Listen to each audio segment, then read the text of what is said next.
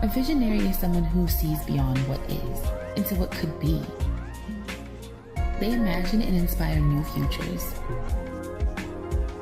Those who create are the ones who define the future. A future directed by you.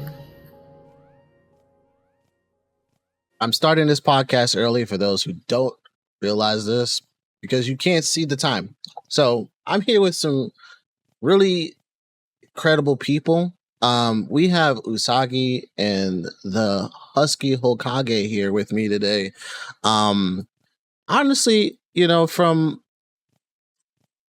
what I've seen from their content, it's just this is probably one of my most varied set of individuals. Which is crazy. And like I said, I appreciate them for signing up today. We're going to go straight into the introductions. I had to fix TheHuskyHokage, so it's just a little bit. That's a little bit. There's not that much. But, TheHuskyHokage is a writer for the Gamer Social Club.ca, aka the dedicated yapper, who's also posting consistently to on his own time to give you an informative experience around games and all things related to gaming. And honestly, you should follow him because if you don't, we know where you live. Oosagii had his own introduction, 20-year-old, which is probably the youngest person on this this podcast ever. Crazy work. Variety content creator on Twitch and YouTube, loves music, reading, gaming, and traveling, and is always traveling all across the world. Damn near. I've seen places that I will never get to do because I ain't got that money. I don't know how you do it, but we're gonna find out later. One of you guys had a question for me that was, what is something most that I'm proud of doing as a content creator? And I'm gonna answer that question real quick.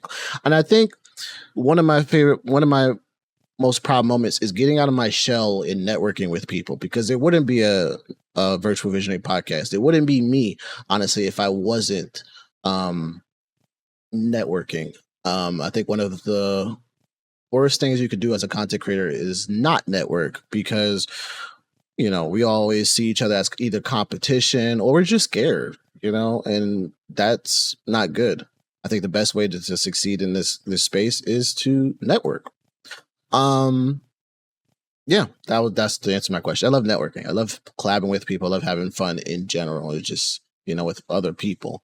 You can always be a solo content creator because there's some of them out there, but don't be too scared to say something to some people. I'm just saying. Now, Hokage, one of your questions on individual questions on what to ask you was, where did you get your username from? Which was always going to be one of my main questions. So I'm gonna let you start off. Where did your username and social media name come from? So it's a funny story.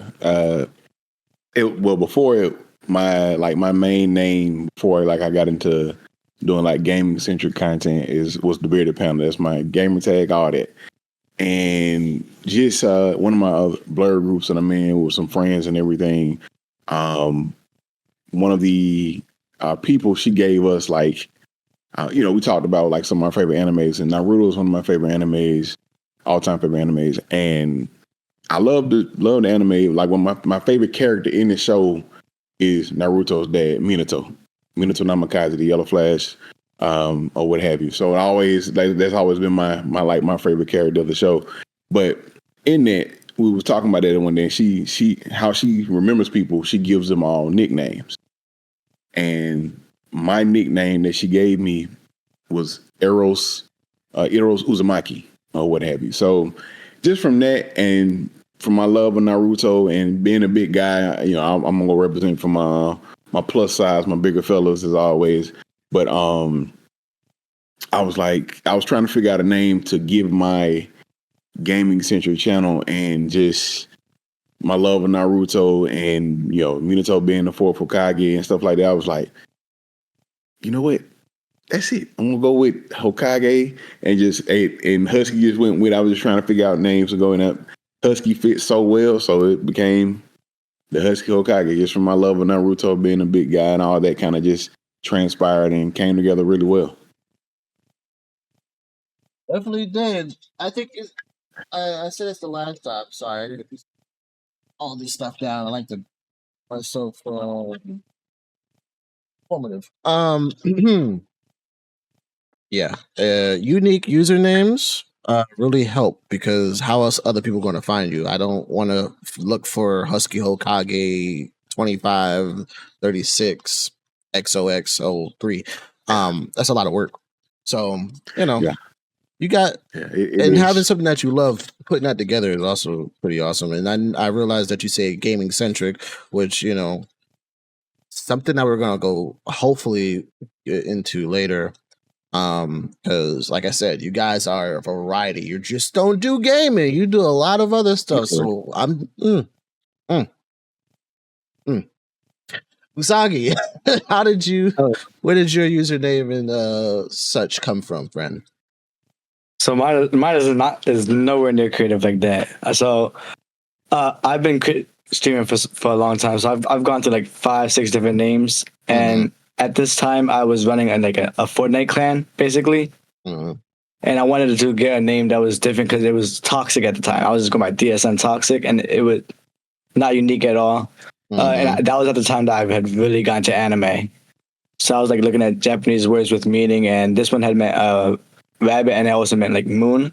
So I kind of liked it, and it just fit well with the DSN Oosagii, and then a bunch of memes came with it, and it just stuck.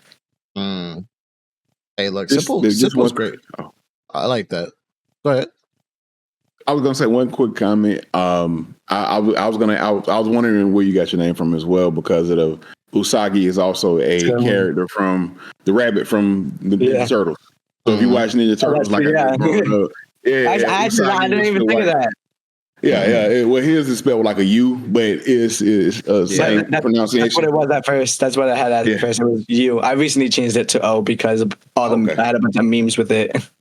Yeah, but that's dope. I think it's cool. It's a cool name. Cool name. And that's how I felt too. But I'm the worst at remembering stuff. This is why I write stuff down. But I did recognize the Oosagii part. I was like, but I couldn't figure out who it was. I'm like, But no, I think. Look, I have gone through a couple of names myself, and I feel like when we're young, we make so many crazy nicknames. People love toxic. People love poison. People love new Game Master 69 for some reason. And what even worse to me is that you have to live with that. You probably made it like when you were 12 years old, and then when you get into your 20s and late 30s, and then you still call New Master 69, and you trying to play some of these games, like you can't change it, and people just don't want to. It's like, I don't want to lose my save data or whatever, or my progress.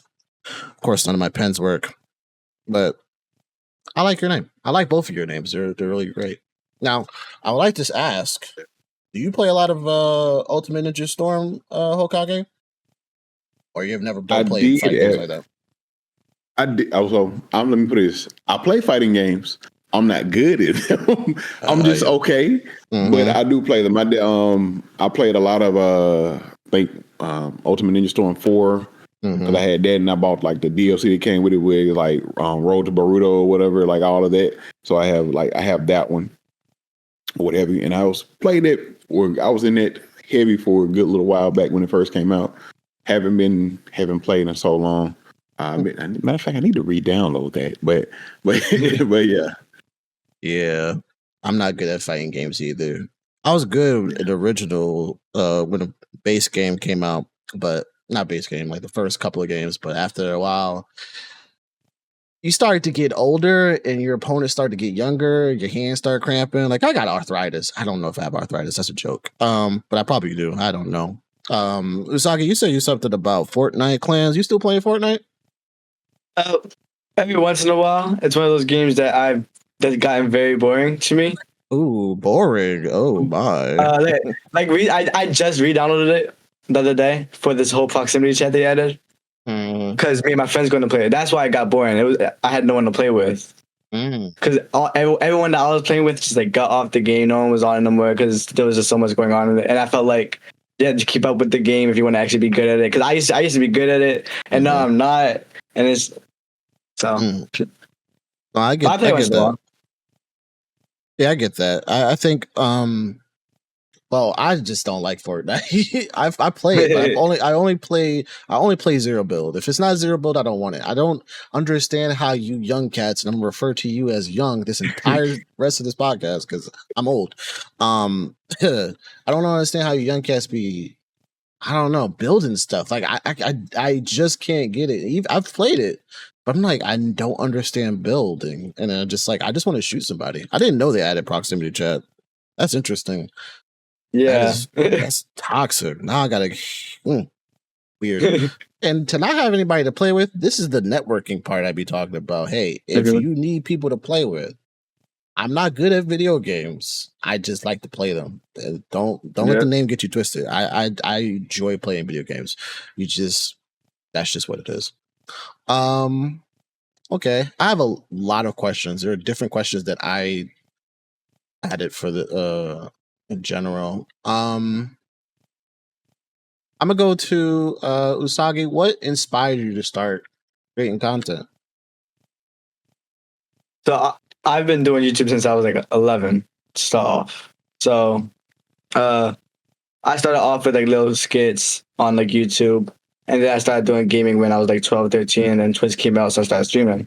But I guess it was who I surrounded myself with. I grew up with my dad, who was like a big gamer, and he passed away when I was younger. So like my most core memories are like me playing on the Xbox 360 with him, or like Mario Galaxy. So it's like gaming's become like a very big thing in my life off of that, and I guess it just adapted into me doing content and just posting it.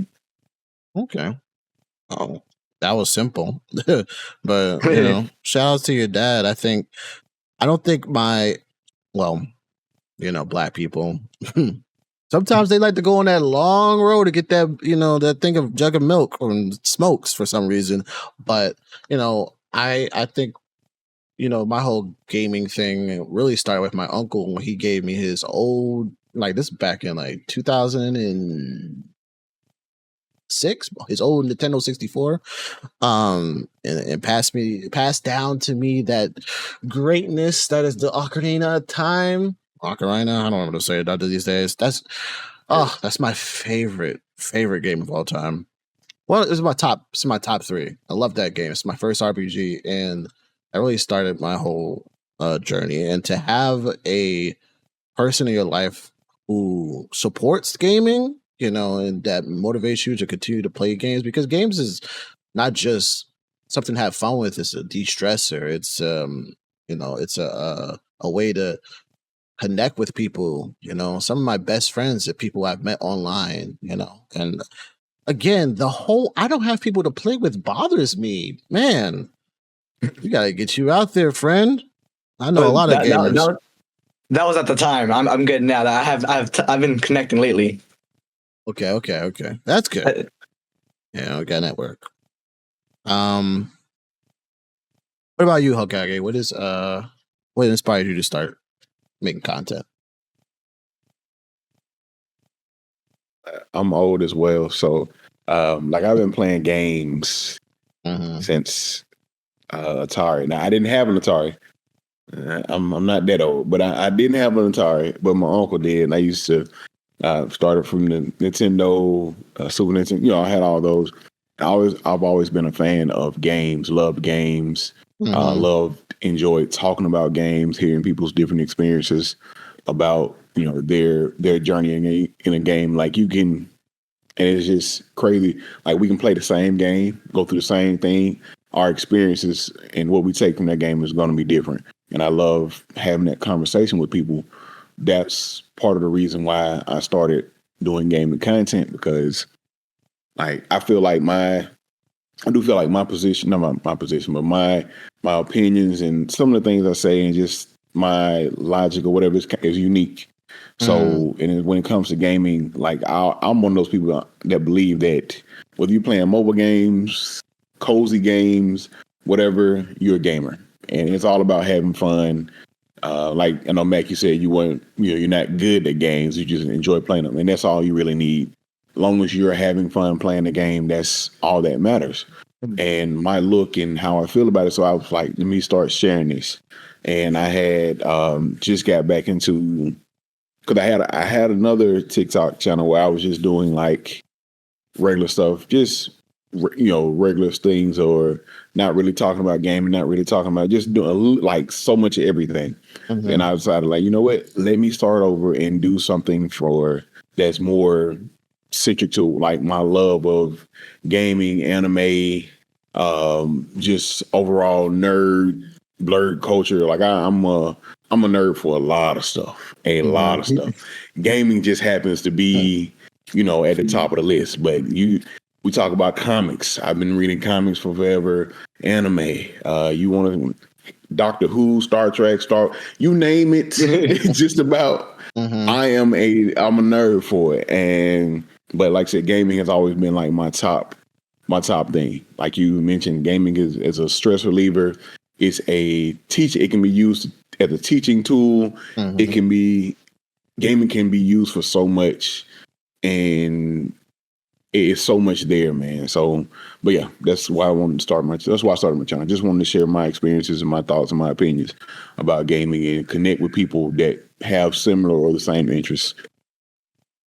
And that's one of the things I think people have a problem with. I think it's more for the memes, and it's not really serious to people. But there are people who are serious about it. People who just say like you mentioned, like people who play video games on phones and other things that's not a console, whatever. Like, you're not a gamer.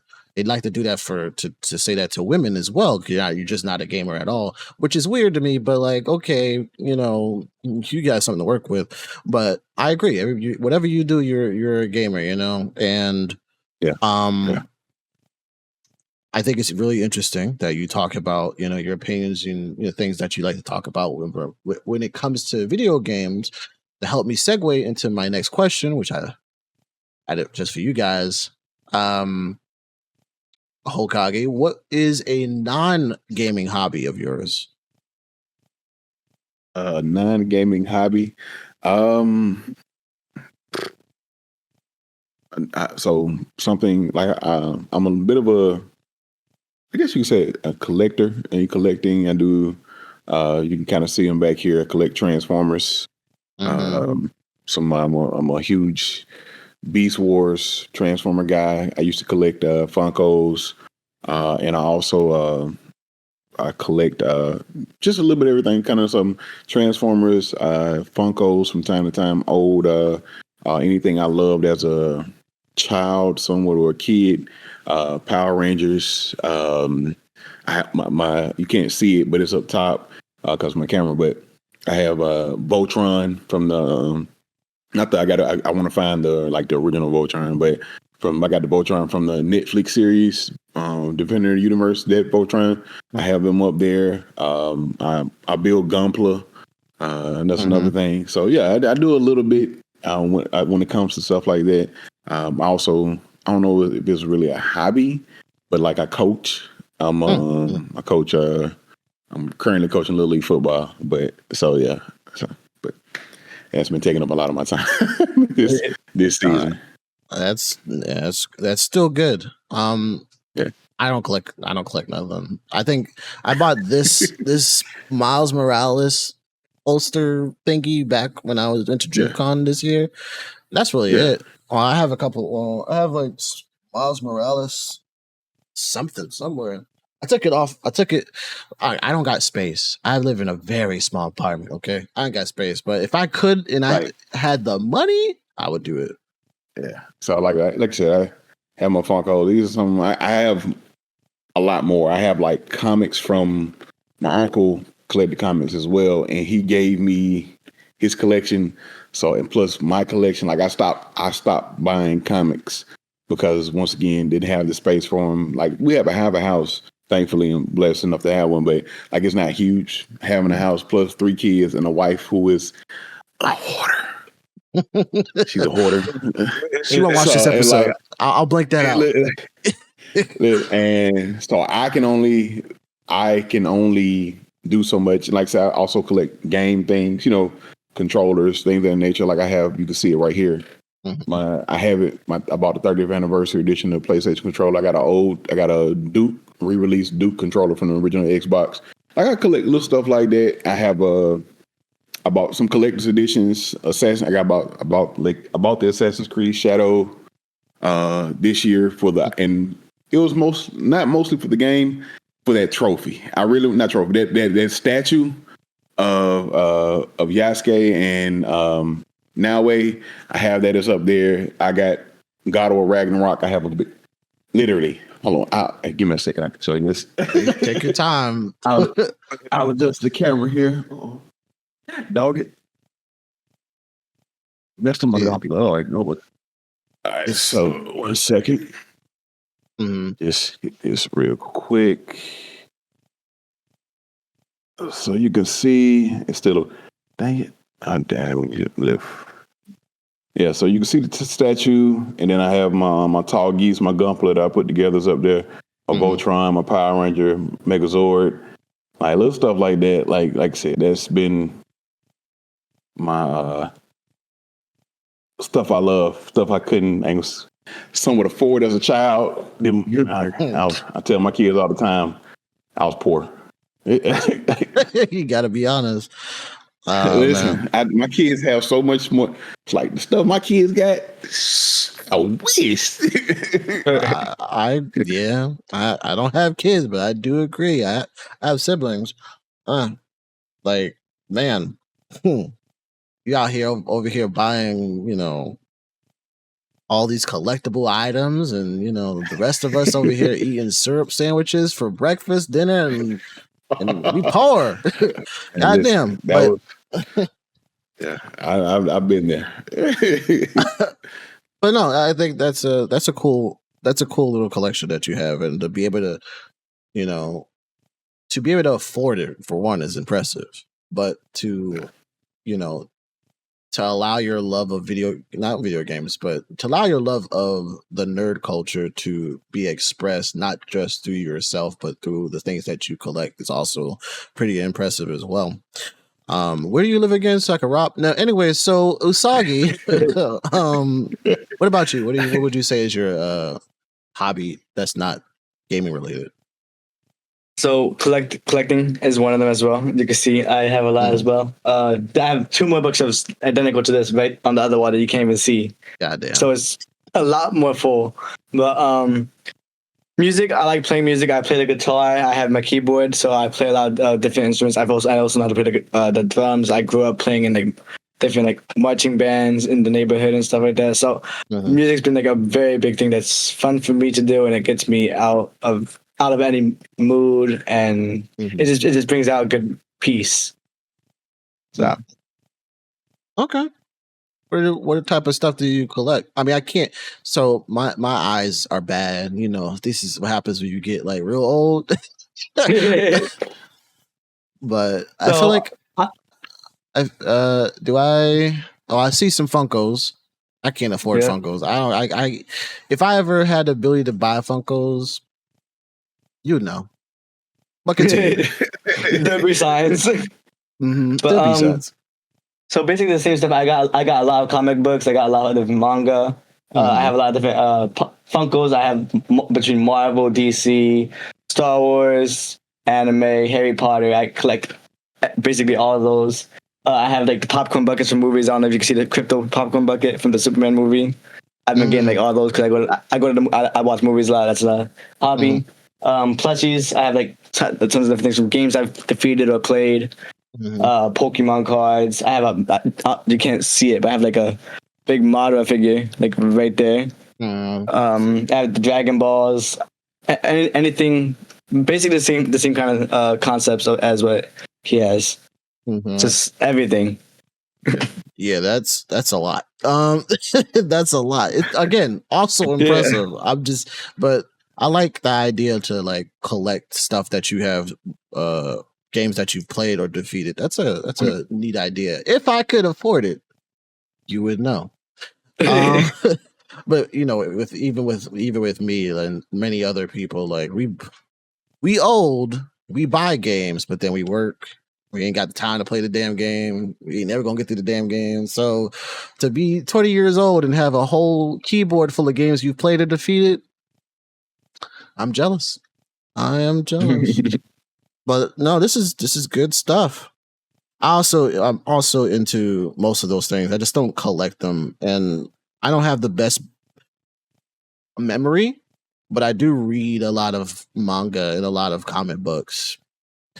And this is a tangent. One of my problems right now is, why is the Predator and the aliens such a big thing right now? Like, I love Alien Earth. That's been a good show so far, but like Predator versus the Marvel Universe kills the Marvel Universe.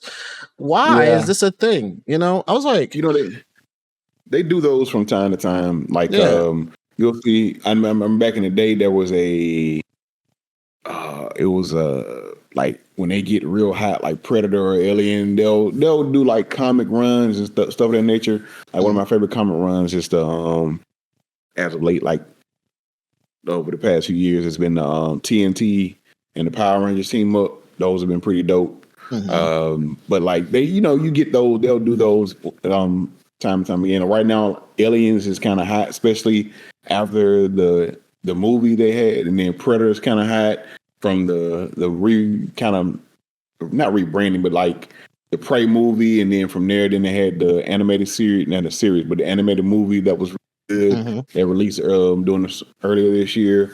Like Predators, it's always been kind of, people like it or whatever, but now it's got kind of the popular point again. Mhm. People are maybe not shying away, but they say they have comic book movie fatigue. So like we're starting to see the slowdown of that, and they're trying to find other stuff. Studios and things are trying to find other things to make money or bring stuff back, bring stuff out, and that's kind of a good source. And like I said, if you make good movies, from there you can build merch, and you'll put out merch, and then build off that. Alien Earth, I'm with you, Mac. I've been watching it. It's been really good. I enjoyed Alien Romulus. I tell everybody, I went to the movies to see that. I'm a big movie watcher as well. But I went to the movies to see that. I was like, I was telling everybody, like, y'all gotta go see this. This is a really good Alien movie. Like, it was so good. I'm looking forward to the next whatever the next Predator movie and all that stuff. Like, I've been a huge fan of those from that time frame, whatever, from growing up, because I remember once again watching the first Predator movie, being scared, watching one of them, not the first Alien movie, I think it was like the second one or whatever, when Ripley got the machine or whatever. I think that's one of the first ones I saw, because I saw that one before I saw the actual first one. I think it was the second one. I think that's Aliens too. I remember seeing that. But once again, anything nerd culture, just about I'm with you. I agree. I don't have a big problem with it. It's just one of the weirdest situations. Like, I'm still waiting. I'm hoping they make a decent Alien versus Predator, because obviously the new Predator movie is supposed to introduce that whole synthetic stuff from Weyland Yutani into that story. So that's going to be interesting. And another thing about being poor, Oosagii, the fact that you can afford popcorn buckets, man, there's been some great popcorn buckets in the last year for some of these movies. So it's been some awesome ones. I couldn't get to collect this one. Yeah, that's the one that got me upset. That one's expensive. $80 for it. Oh, wow. For the it's a Galactus head. Mm-hmm. I got one, and that's I'm a big Ghostbusters fan, guy. Mm-hmm. So when they did Ghostbusters, the Frozen one, whatever, like the Afterlife or whatever. Mm-hmm. Yeah, when that one, when I went to the movies and saw it, they had the trap, but with it popcorn bucket. And I was like, I gotta have that. So I ended. And once again, got stuff there. I got it in. It's still in the. I got it in the spec. Oh, so man. Mm. yeah, I was like, I gotta get it. I had to get it, so I ended up buying it. When I went to the movie, saw the movie, and was leaving out, I was like, go on get it, go on get it, go on get it. So I ended up buying it. So as I was leaving. Yeah, those things are expensive, but they're, like I said, there's been some good ones. I would love to just have a bunch of stuff, but I would never use it to eat popcorn with. That's the one thing about collector's items. That's the one thing. Okay. Oosagii, what has been your favorite moment in content creation so far? Or moments. You don't have to just name one. That's kind of difficult for some people. Probably when I was doing the old Fortnite content, I'm gonna be honest. Like I said, I was running a Fortnite clan. At that time, I was like 16, 17, and I was in. It was a really big clan that I was running. We had people in Australia, UK. It was like over 50 people. We was averaging like mad views. We had like almost 5,000 subs, and it was like doing really good. And it was just a good time every day. At the time, it was during COVID, so I was basically home all day. Sorry to my school for that, but I was on the game like the whole time, and it was just the best. No matter what, every day was fun. I got to play with my friends doing the same thing every day with 10, 15 people, and no matter what, we always had fun. And half the time, it was always people in UK, and I was never on. I'd say out of those 2 years of that thing, I played on my servers 5 times. I was always on EU because we was just having a good time every time. To this day, nothing's beat that vibe. That was like the best moments I've had. Yeah, no, I thoroughly agree. When I was younger, no, but like, you know, back before COVID, I had something similar, but it wasn't just Fortnite related. It was just I had a different job. I had more energy. We used to call ourselves the 3 a.m. boys because we'll stay up to 3 a.m. and that's when things get real funny.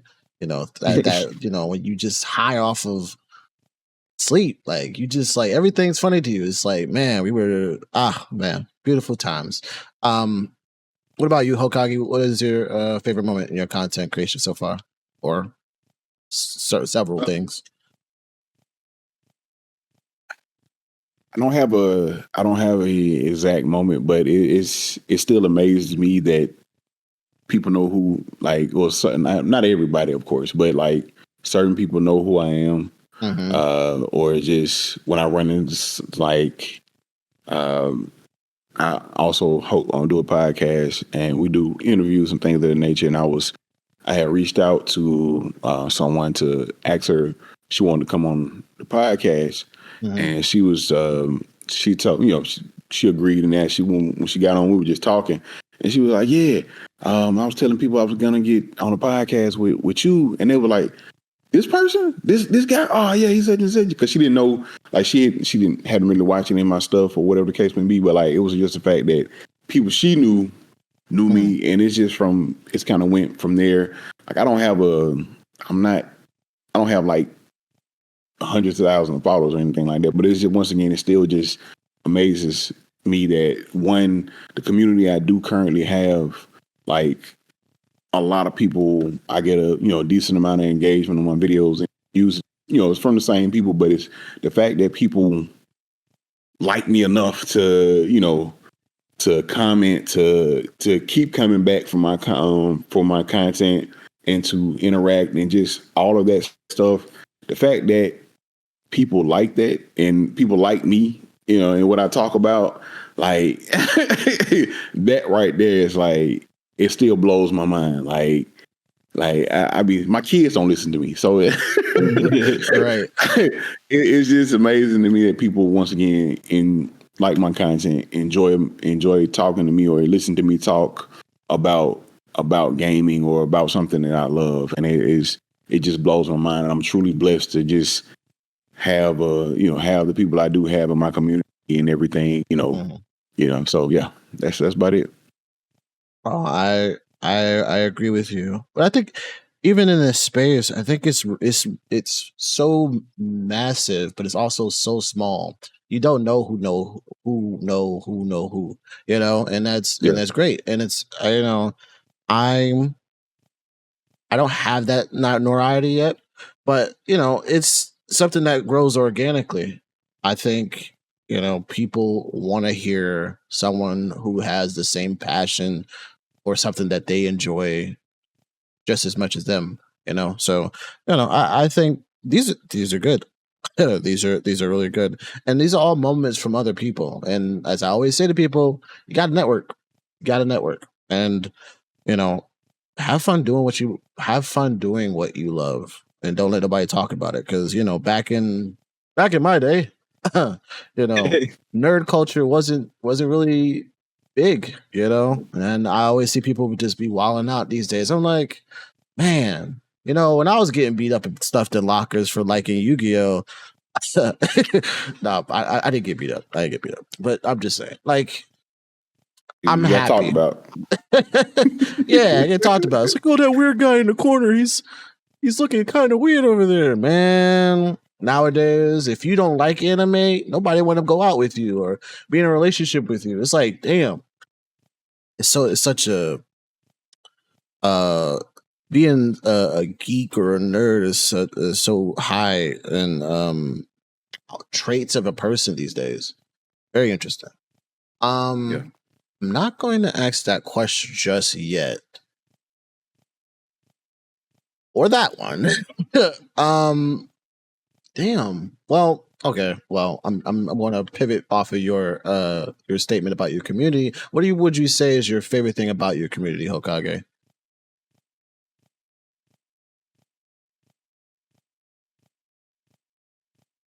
Oh man, favorite thing would just be like how I, I'm trying to pick one. I'm trying to pick one thing that I can just go with, but I would say just how friendly or just accepting or positive they can be. Like, you know, you get, you know, it's, you know, if I make a video, you know, a lot of times my video, I'll make a video talking about something particular. Like I was the other day, I made a video about pocket shaming. We're not doing pocket shaming. You know, just saying, hey, that's something we don't do. If I see you doing it, I'm gonna say something to you like, hey, don't be in the comments talking about it or whatever the case may be. Mm-hmm. And you know, so I you know, you have people like-minded people that come in, they'll say, you know, agree with you. Then you got certain people, like I had one guy, one of my followers, he didn't know what pocket shaming was. So, you know, I explained to him, saw other people maybe explain or try to, you know, chime in.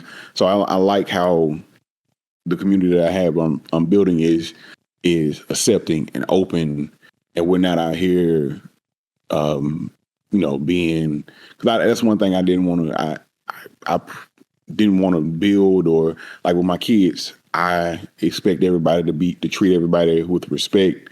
Mm-hmm. You know what I'm saying? We can have discourse. Because everybody's not going to always agree on everything, and that is okay. But just be willing to, you know, one, don't get disrespectful. Two, you know, we go agree to disagree.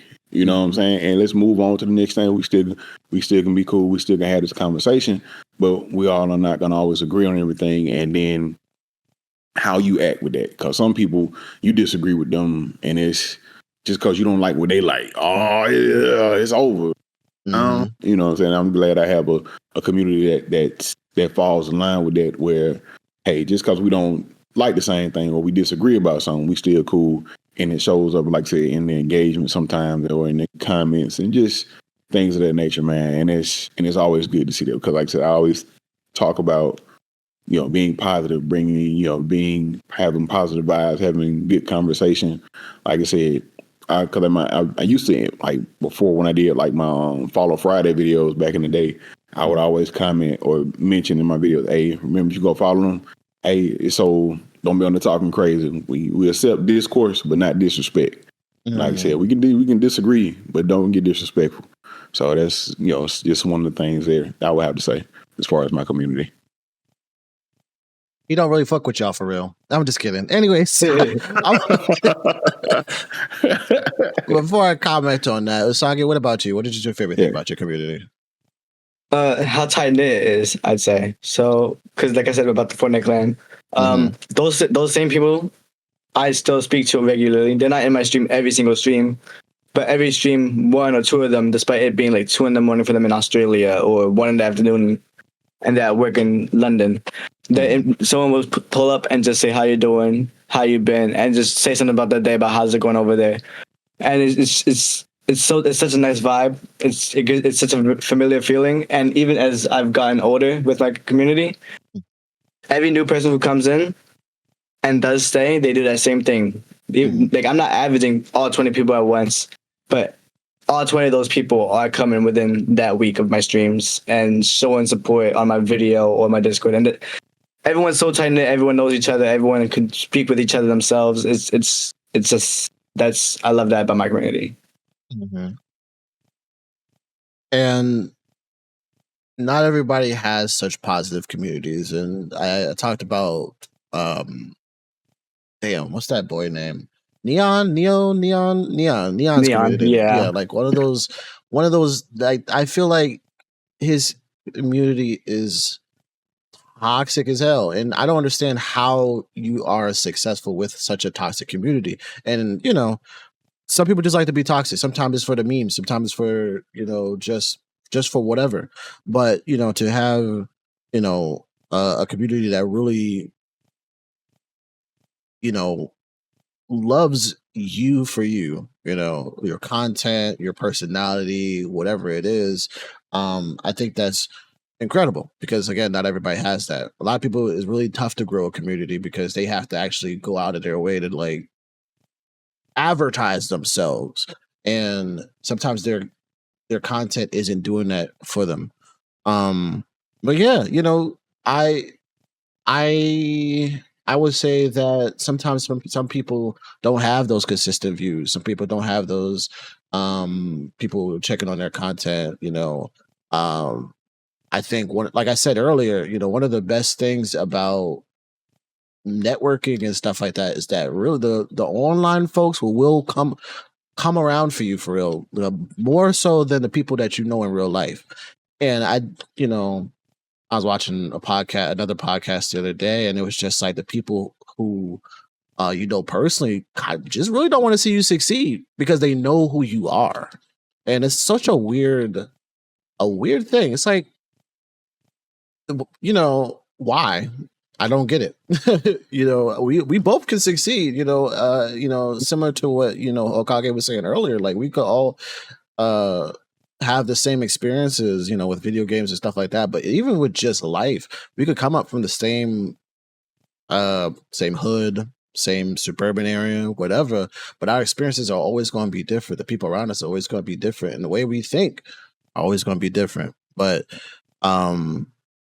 yeah, community is very, very important. And sometimes I think one of the things that people don't understand is that sometimes some people in your community are also content creators. They don't have the time to visit you all the time. And some people get upset about that. You shouldn't, because one of the things about being friends with other content creators is that you're all on the same grind. So I love to do content with other people who are also content creators, because that we share that time. Otherwise, I'm a big lurker. I just lurk the hell out of things. But it's not that I don't want to support. It's just I'm also trying to do things as well. So no, I like these. These are great. And again, Oosagii, you are very young. You said 2000. You said 2020. I was like 16 around then. I'm like, damn. You know what I was doing in 2020? I was working for the man. I still do. But no, that's great. Okay, now I'm go Oosagii for you. What was the worst moment of your content creation? Right after I quit Fortnite. Like I said, I don't play the game as much anymore, and it's been a journey doing that, because, like I said before that, it was strictly just Fortnite, and the community I had back then with the org didn't watch after I quit Fortnite, because that's all they liked. I was, like I said, I was a good player. I was young. I don't think my personality was crazy, like different than 20, 30 other creators. So everything died, and it was like the biggest letdown moment for me in content. And I'm just now recently coming back. Like I've been like dabbling like for the past 2 years. And I guess like last month I just kind of like locked back in, and I have like a big community again. I got things working again, but yeah, like that was just like a very big letdown to see that these people who's been watching for 2 years, who I know their names, in my community just don't watch me. They're all sitting in my Discord server, but none of them could type, react to anything, not even click the link to see that I uploaded a YouTube video, despite the fact that 400 of y'all all in here are subscribed, and now I'm averaging 9 viewers, 10 viewers on a YouTube video because y'all just don't support it no more. So that was a very big letdown moment. What made you quit? Oh wait, you said that it was because it got boring. It got boring. I feel like eventually COVID ended, so I had to start locking back into school because I was not doing good at all. Then there became like so much, like I said, I was running the org, and there was so many people in it, and it was growing at a really rapid pace to the point where I was stressed out. I was 16 years old, stressed out, trying to run an organization, and it burned me to the point where me and my friend decided to just end it. And when we ended it, I kind of just stepped away from Fortnite altogether with that. Okay. Yeah, no, one of the things that you said,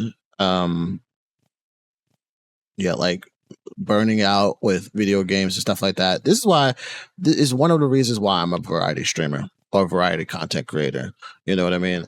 Like, I cannot, maybe some people would say ADHD and all these other things, but I cannot lock into a specific game because I feel like when you, as you said, a lot of people came to you when you were playing Fortnite, and then when you stop playing that specific game, then they just not locking in with you anymore because that's not the main game that you play or the game that you play, because that's what they come for.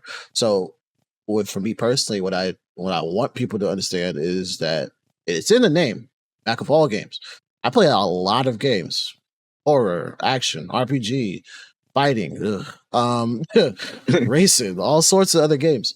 Like, I might lock in for a bit with one specific game because I'm, as they call it for some random reason, friend slop type of games, but I like to play with other people.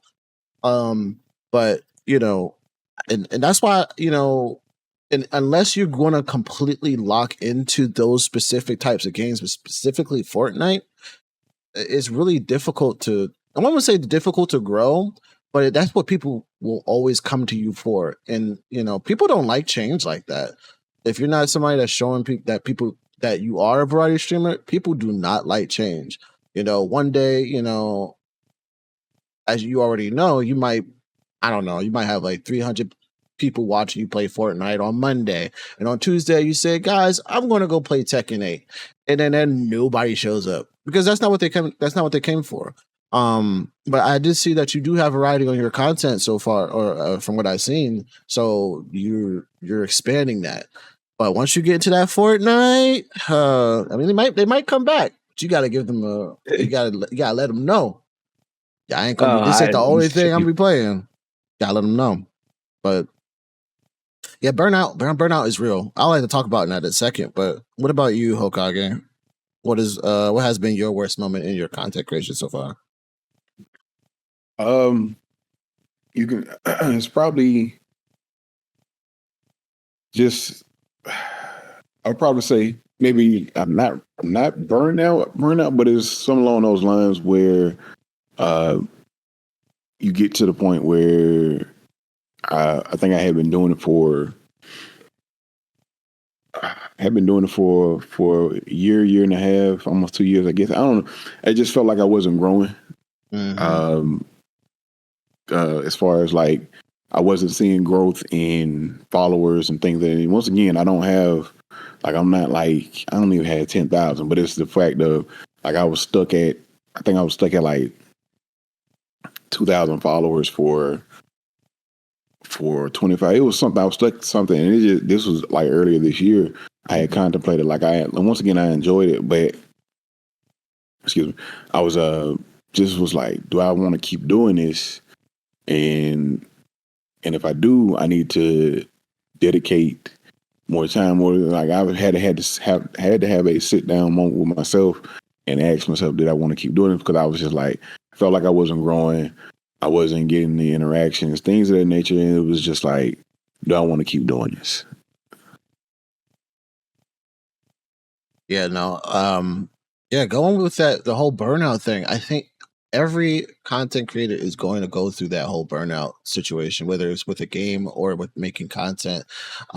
Because people be like, don't worry about the growth, don't worry about the numbers, don't worry about this, and it's hard not to sometimes, because we're creating content for a reason. We're creating content so people can see it, so people can see it, and we enjoy that. At least for me personally.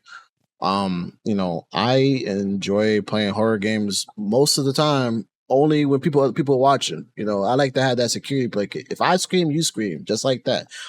So I want people to I want people to be able to enjoy my content. So I agree with not seeing any growth. And this is why I always say that sometimes you just need a mental health break. Mental health breaks are important, because if you don't take those breaks, you're going to blow you're going to, I'm about to say blow your, anyways, you are what people come to see, not Fortnite, not Tekken A, not any other game. You are what people come to see, whether you are the 20th youngest young streamer they see and play this specific game. People enjoy you because you bring a unique you bring that uniqueness to the content. And I will always be that person. Some people will say, hey, one viewer is enough, and sometimes it is, and sometimes you have to grow that way. That's what way you start off at. That's what you start off at. But when you start doing these things for a long amount of time and then you not see anything, that's why it gets difficult. So I definitely understand. And, I have a couple friends that are taking their own breaks because of that whole situation too. Who's really fucking it up? Kai Cenat. God damn it. He's really fucking it up. But no, I'm kidding. I'm kidding. I'm really kidding. But we just, the approach to making content is so damn, what was the word that the person said? I learned it, I remembered it, and then I forgot it. I think it was, luck is when opportunity meets preparation. Preparation. I've heard yeah. I've heard of that before. So, if you stay ready, you ain't got to get ready type shit. You know what I'm saying? So with all your content that you put in forward, with all the content, whether you're on YouTube, whether you're on Twitch, whatever, at some point in time, something will happen that's going to come across that. You know what I mean? I've had or whatever. Like, it's just sometimes you just need to upload. I know one of my biggest videos on TikTok right now is a clip of me doing nothing but reacting to something. No talking, no weather, but it's just facial features, because it was a what the fuck moment. But it's not my favorite clip. I don't like it. I just uploaded it because I'm an uploader and I like uploading content because that's what I do. One of my biggest ones. So sometimes it's not about perfection. Sometimes it's not about how many views you think you're going to get. Sometimes you got to delete and re-edit. I'm just saying, on TikTok. Yeah. You just got to do it. And success will come. I've seen a lot of people that I know that I've known for a little bit now, for a couple of years now. And people are reacting, celebrities and stuff are reacting to this stuff. I'm like, damn, that's great for you. That's good. Yeah. And, I want that for myself. But all you got to do is just keep being your authentic self. Yeah. Okay. Damn, that's actually a good question. But okay, so leading with all the burnout stuff, I think I asked Oosagii that last question first. So Hokage, what would you say? How do you measure your own success beyond views and subscribers? I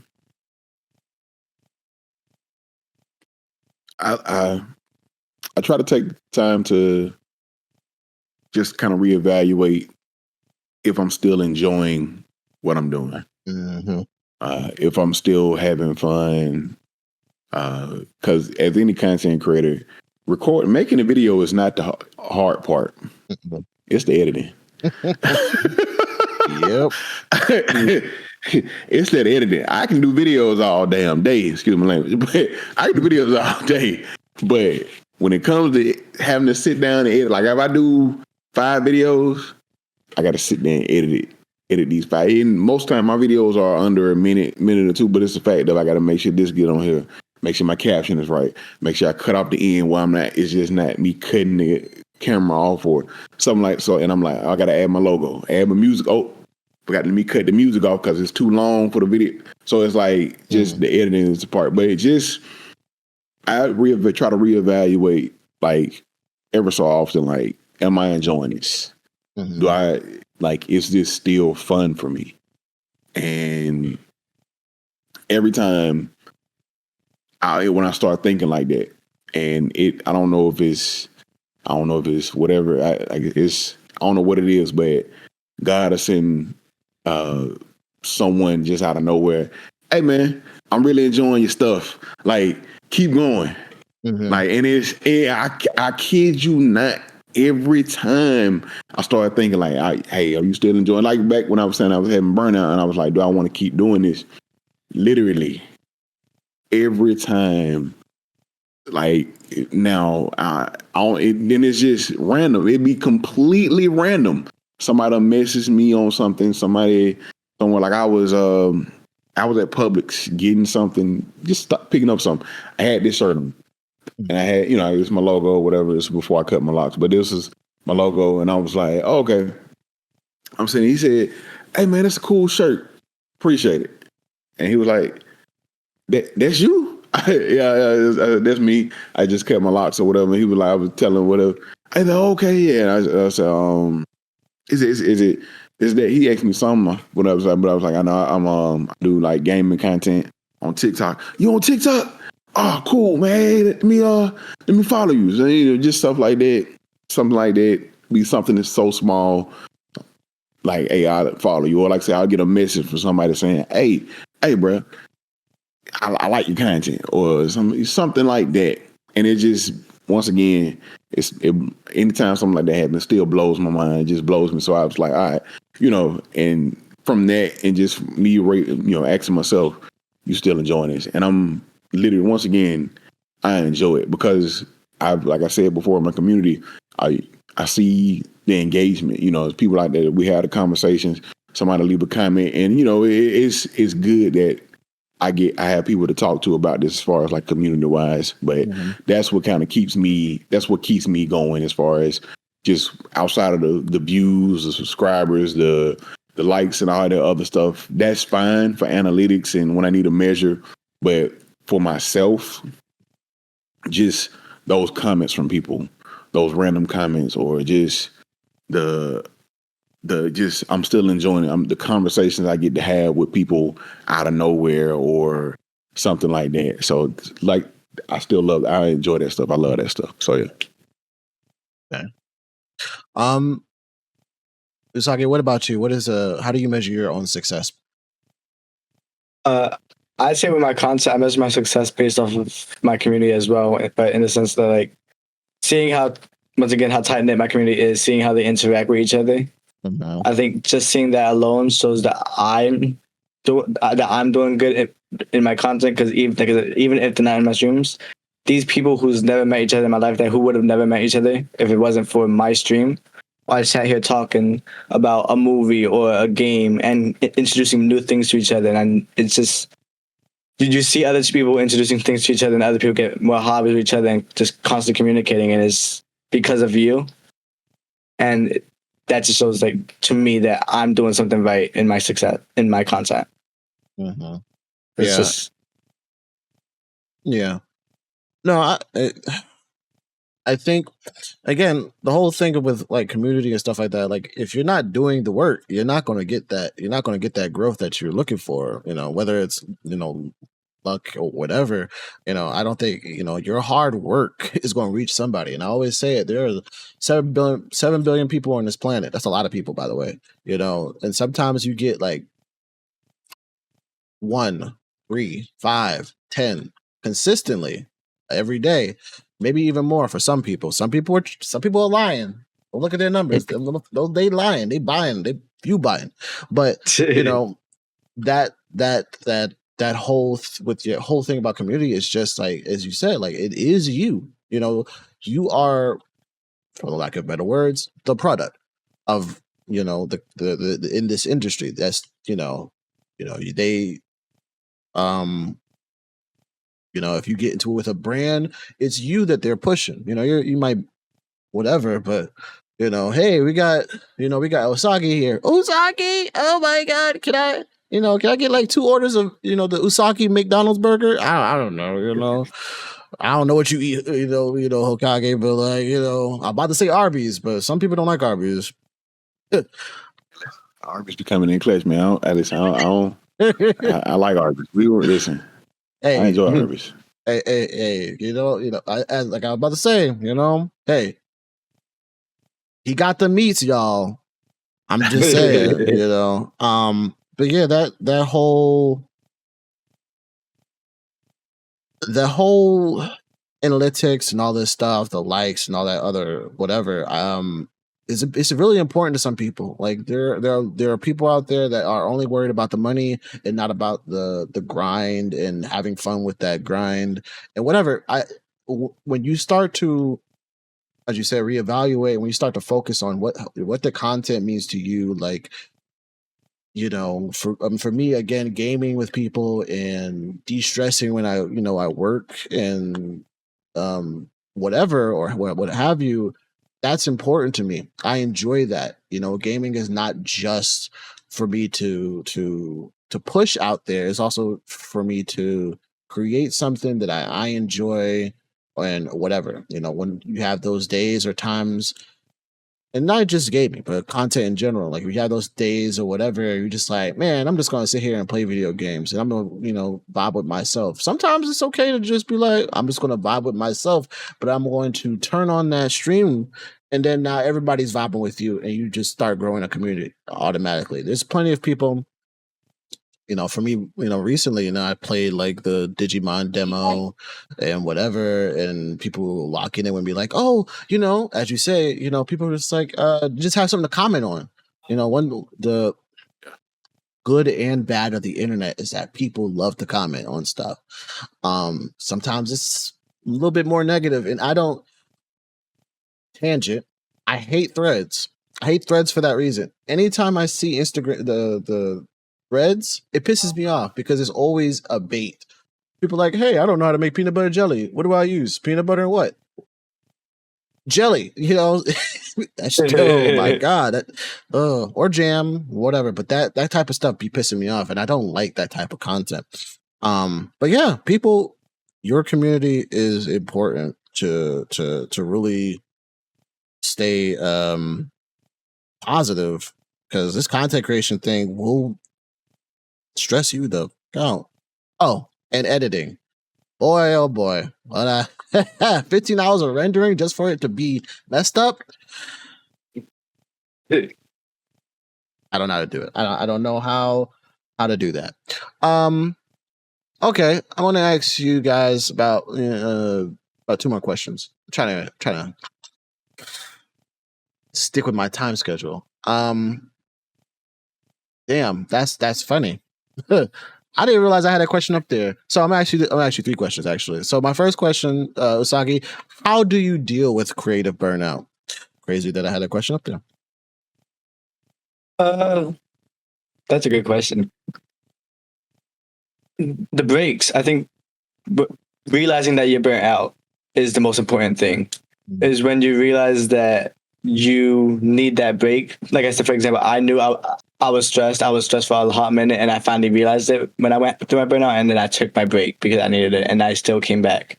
Mm-hmm. I think knowing that you could take a break, knowing that you need a break is how you deal with it, and then dealing with that break the best way possible, whether it be hanging out with your friends or going to sleep and getting a bunch of rest or dealing with some stuff in your personal life. As long as you realize that you need that break and you take that break, that burnout is going to be handled. Or at least you'll be able to figure out how to handle it because you're taking the time off to do that. Mm-hmm. Right. Yeah. No, breaks. Important. Some people will tell you not to take breaks. Some people, I think one of the hard parts about breaks is the people who regularly follow you and they disappear, as you mentioned with, the Fortnite thing, and they're just not really around. But yet those types of things really show you who's really locked in with you for real. And that's what you really need, is those people that are really locked in with you for real. Because look at people like Corey Kenshin. That man can't take a break. Every time, I don't even follow him, but anytime he takes a break, everybody's like, we need more videos. The man cannot enjoy his life. And people think that you can just put out content like that consistently. I don't know if he has an editor. Don't know. Whatever. But those people who can pay for editors, I need a big loan of $1 million. Hokage, what about you? How would you say you deal with your creative burnout? Somewhat same thing. What Oosagii, man, was saying about just recognizing that, hey, I'm burnt out, and giving your as a content creator. And one of my biggest things is I can give advice just to all content creators, man. Give yourself grace. When you feel that you're burnt out, give yourself grace, and you have your community. People who mess with you go mess with you regardless of you taking a break or not. But give yourself grace. And I had to do myself like that this week for the simple fact of, so just a little bit on the personal side. Like I said, I coach Little League football. So I have 3 kids, all boys or what have you, but all of them are playing sport. 2 play flag, and one, my middle one, he plays tackle football. And I coach, like I said, I'm coaching him. I'm one of the coaches on his team. And so we practice 3 days a week. And then you might as well say 4, because Sundays we have like a learning day. It's football, it's the South, it happens. Anyways. But so with me coaching, I'm gone. We had practice 2 hours a day, or 2 hours on those days, and then we got games now, so things of that nature. Like, and then getting my kids, my other 2, making sure they're at practice. My oldest, he's playing flag. His games and practices are like the latest ones. Like, his game started at 7:45, and they don't end till like about an hour, about 8:45. So getting home, making sure homework is done, making sure they've ate, bathed.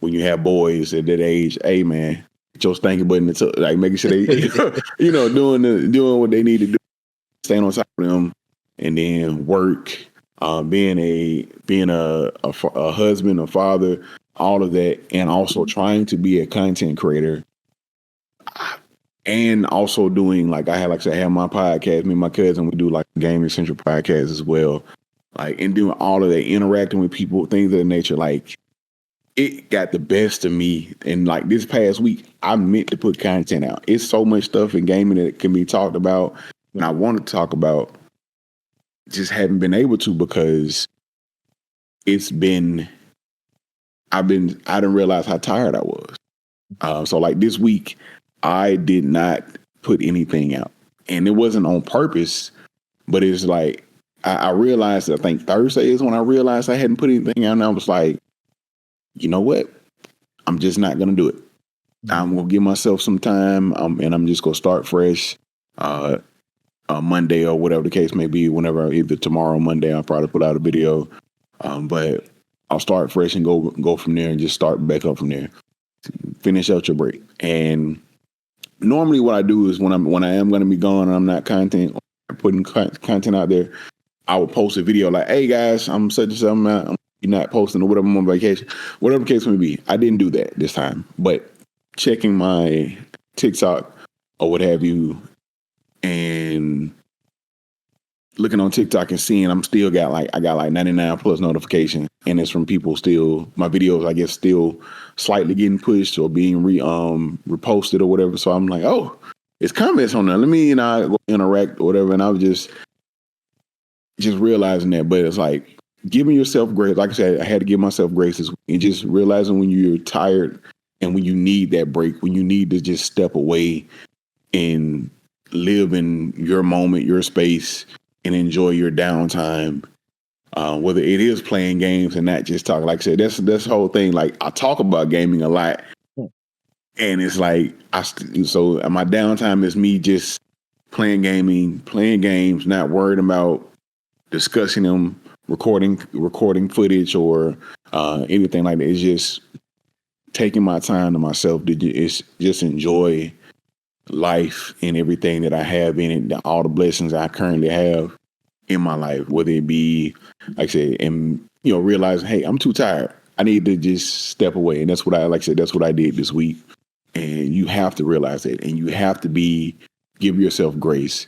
And also, hopefully you have a community. Like I said, once again, I still believe if they mess with you, if your community mess with you, they're going to be there when you get back. You know what I'm saying? Whether you make a video or not, they're going to be there when you get back. And I'm just blessed and thankful that I do have people in my community like that. And I do have a kind of a self-awareness where, like, you know what, I needed this. I was telling my cousin yesterday, because he called me today. Because we were going, because like our podcast that I do, he was like, yeah, man, he was like, we just go hold off on doing any more episodes. I'm probably do it, because I'll do a couple of short ones, but we'll go hold off on doing any more episodes, because I see how busy you being, bro. And I see you being so tired. Like he noticed, he noticed it. He was like, I see you tired. I see all that you do and everything. And it's like, bro, we go hold off until after DreamHack or whatever, or closer to whatever, before we start back doing it. And it's just, I've told him, I said, I appreciate it, because I have been not real. Once again, I didn't really till I was like, yeah. And I even recorded a video. I recorded several videos to put out this week. Recorded my gaming question of the week and everything. I was like, I don't feel like editing. I don't feel like we're not gonna do that. So yeah, just being okay with stepping away and giving yourself that grace to know that, hey, it'll be all right. Take you some time for yourself.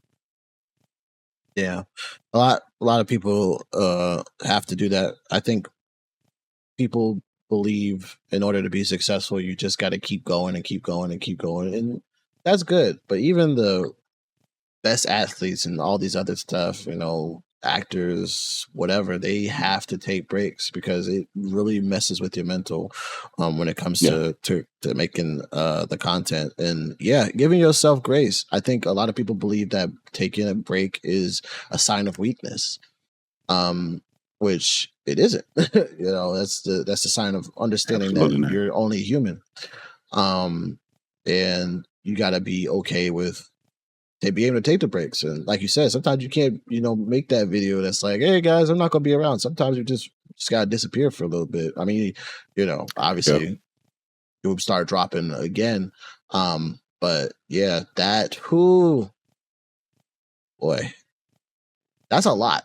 I don't have all that stuff going on. So, to keep keeping it, whether with family, friends, lovers, whatever, that is a whole, people don't see that side of you. That's the thing. They don't see that side of you. They only see the content that you create, and that's all they expect from you sometimes, unless they're part of your community. So I'm glad they see that. I'm glad to see that you guys are focused on yourselves when it comes to, creating content. Okay. This is going to be my last group question. Hokage, what would you say? Sorry, I started that wrong. how has creating content changed you as a person? That's a really good question. As I once again, I've had certain views about gaming, and some of my views have changed as far as just how things was, and it's changed, made me like it helped. Well, creating content also helped me kind of open up. A lot of people don't believe it when I tell you, like I'm a true introvert. I don't like going nowhere. I don't want to talk to you. I don't want to talk to like I leave. Listen, I'm one of those people that like when I was back in my early days or when I was younger and I didn't have when married, didn't have kids, and I was just by myself. I would listen on my off days. I would go to the movies by myself, literally, I would go and sit at the movies and watch like 2 or 3 movies and it'd be just elated and fine with doing that. I'm not like the person that's going to be, I'm not always the person that's going to speak up. I'm one of those people that I can lead, but I'm going to lead more so by example and not say anything. I'm not vocal, but creating content and just having to do other things in life has made me more vocal, and just being more open to, just being more open and interacting with people and things of that nature. Like, just for instance, like when I'm going to certain cons, some local cons here in Alabama, like I said, I'm going to DreamHack first time as a creator, and like I've seen so many people that I know that are also going to be there. So it's like I feel like I'm awkward anyway. So so like just going, and I'm excited to go. I'm excited to actually talk to people. I've like content creating also had me to where I'm able to step up and interview people as well, sitting there asking, being on that side of the mic and asking the questions, being the host, like all of that stuff in content creating has opened that door for me. Like I like the podcast that I do. I'm the one I'm the host. I'm the do the introduction. I do all of that, and it's like being in the space, having to be more vocal, having to be more just out there. Like that is content creating has helped with it, and it's made me more open and more social, more vocal, and just being that person. Like I said, I because before, once again, I wasn't going. I'll sit in the corner and not say anything. Like I wasn't always the person that you see on in my videos, on my TikToks, YouTubes, whatever. Like I wasn't always that person. Like I've always been loud, but I wasn't always that person to just be, to start a conversation, to be interactive. And content creating has made me like that, and I'm thankful for that, because if I wasn't, I wouldn't be able to have those conversations. I wouldn't be able to have networked and met some of the people I have met, or talked to some of the people I've talked to, and things of that nature. Like it just, once again, it still blows my mind. Like overall, just how things are and things have become for me. I've gotten since I've started creating content, and just some of the small changes and things I've just enjoyed and just happy to see. And it's, once again, pushed me to be more out there and everything. Right. Trying to stop that from happening. It did anyways. I agree. I'm also a true introvert. People will see my streams. It's like, oh man, you're so loud and vibrant and energetic, and then you see me in person, I'm just like, yeah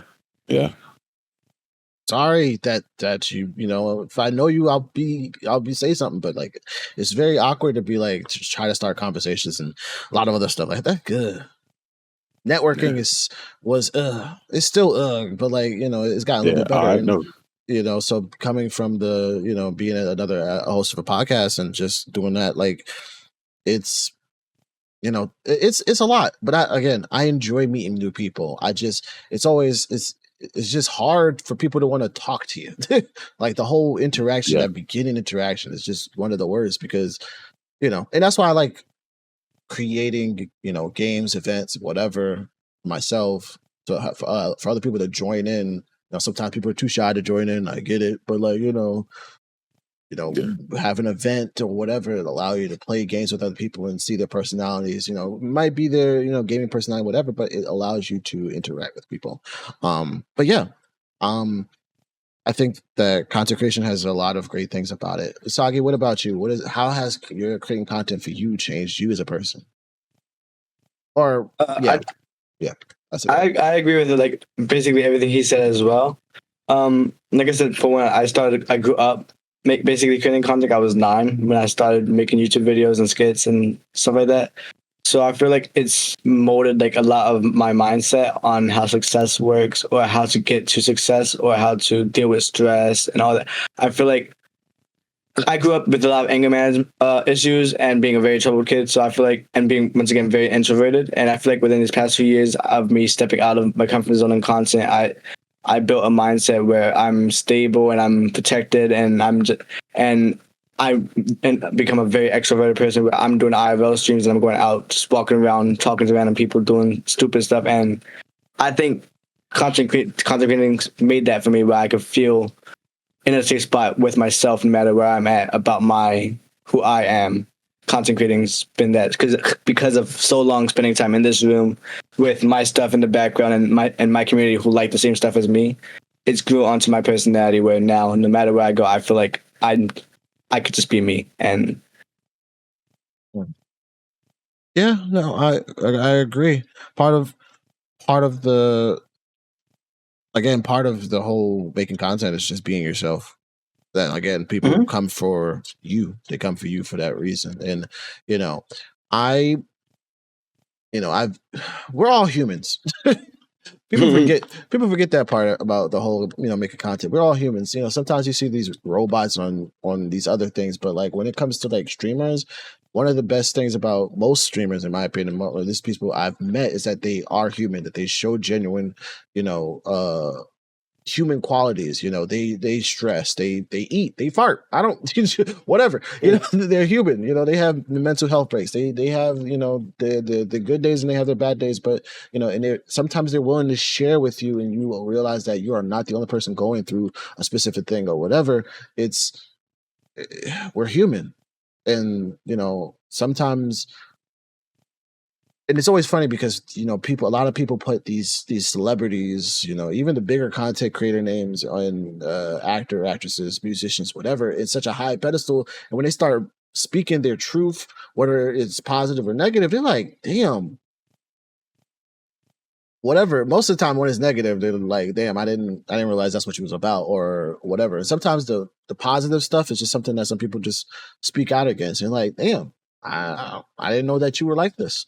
But yeah, again, great segue into my question for you, Oosagii.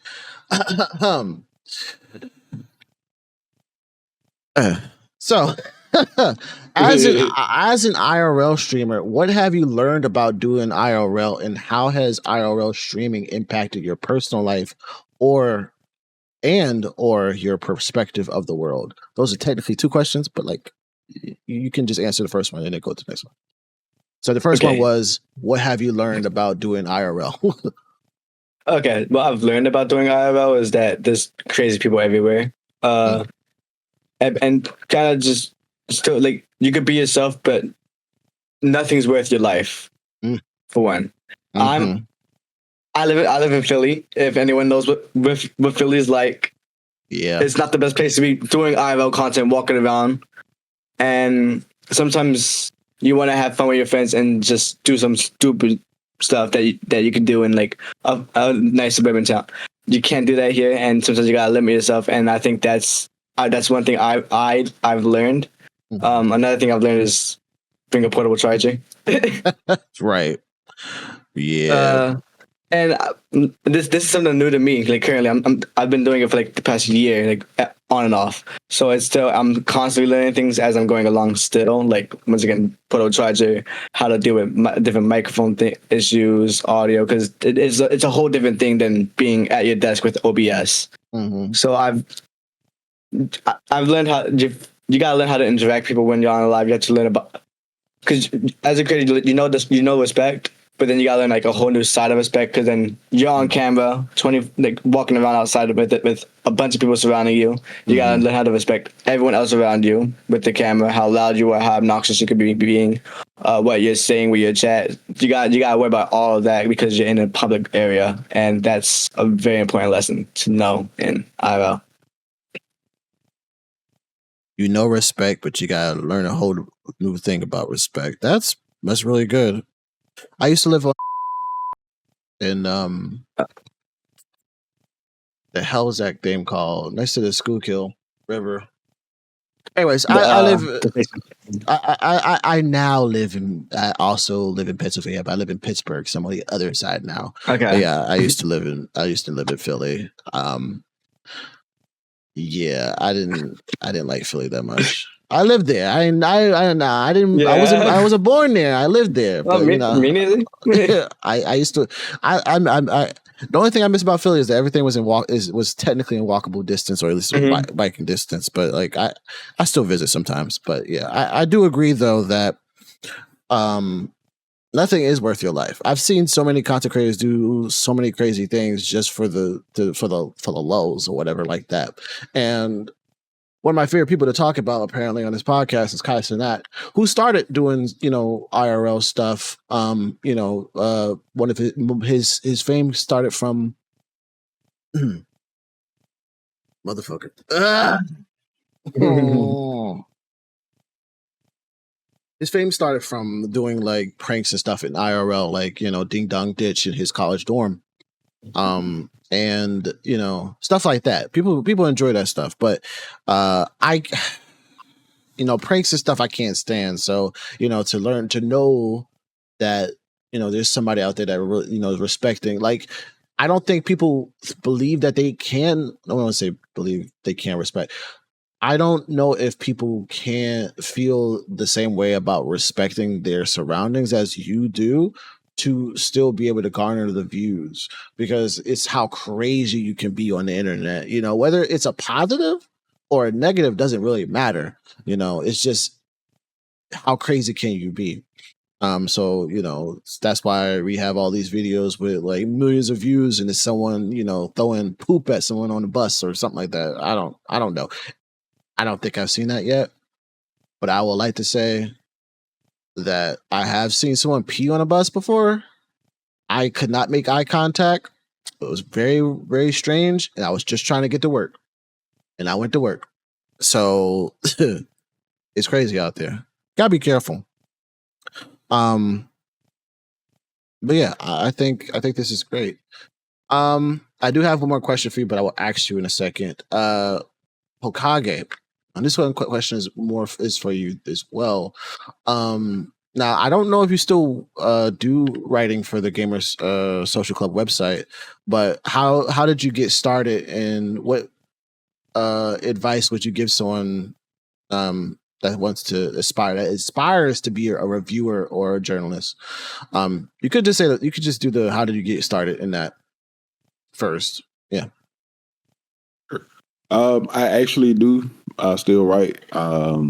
Just been on a bit of a hiatus with everything going on, personal wise. But like I think my last review was up. I did a review for Madden 2025. But so oddly enough, it happened on a whim, I guess. So what happened was the creator, the chief, he was on TikTok, not TikTok, on Twitter. They were doing a giveaway. And I won the giveaway. Yeah. So it was a game. What's the name of the game? I can't think of the name. It's a cool game. It's really fun. It's a roguelike game. I can't think. Jesus. I can't think of the name of the game. Okay, I'll look it up. But So I did he was like, I got one game. He was like, hey, they're giving us a code. Can you write a review? When he asked me, I'm like, what? I don't know how to do that. I've never done it before. I've never done it, but why not? I guess, sure. I'll give you what I can. So Pacific Drive, that's the name of the game.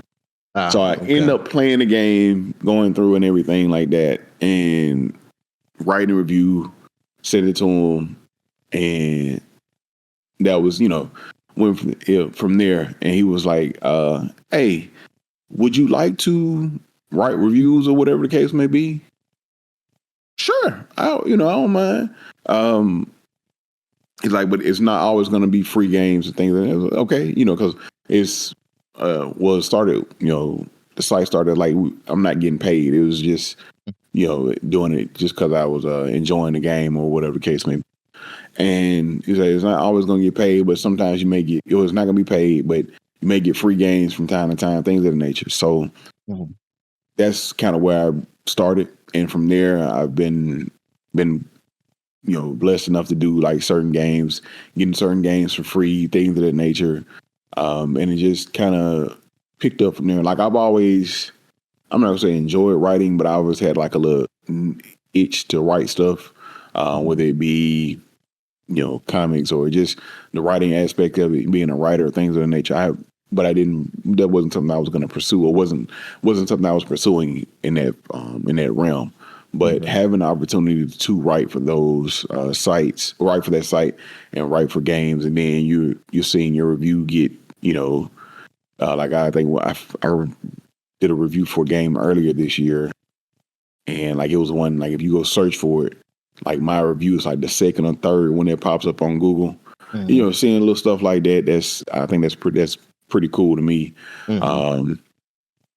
As we went on and got written more, and the site has grown and got so much bigger than what I even dreamed of. As someone's been a part of it, it's just still crazy to see.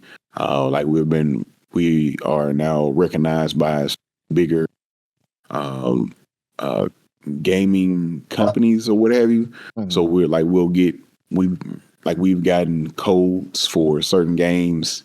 Just I don't know, like this year we got a code, like two of the games, the last games I reviewed, we got codes for, which is like Madden and NCAA. We're getting codes from EA. We're getting codes from like 2K, things of that nature. So it's just crazy to see how big the site has gotten. We actually just went through not a rebrand, but they redesigned the website, and it's just so crazy. I haven't written anything since like Madden because of this. My personal life has been crazy busy, but I was talking to him Dan the other day about, hey, I'm just letting you know. He was like, man, listen, you don't got to worry about it. You're not going. I'm not gonna kick you off. Like I know what's I know what's going on. I know you're busy, so just everything. So I told him, but once I free up, I'll be back on it. So, but that's how I kind of got started. And as far as the second part of your question, if it's to be honest with you, if it's something that you really, really want to do, just, I think the best way to put it is be yourself in your writing. And as far as like I'm not one of those, the game has to be complete. Your game has to be completely trash. Like, and as far as that means, like, it's going to have bugs, and it's not going to have to be good. Like, it's going to have a whole lot of issues for me to just give you a bad score. And the reason being is because I'm logical, but at the same time, if I enjoyed that game and I enjoyed the things that were in the game, the story, all the other aspects, I'm going to give you, I'm a little bit, I'm not lenient. I'm real, but at the same time, I enjoy games. So if I'm playing the game and I enjoy it, I'm going to tell you I enjoy it. Like I may give it got a chance to think I did Avowed this year when it first came out. Well, I did it. Played it early, but I think I ended up giving it a 9. And Avowed was so good.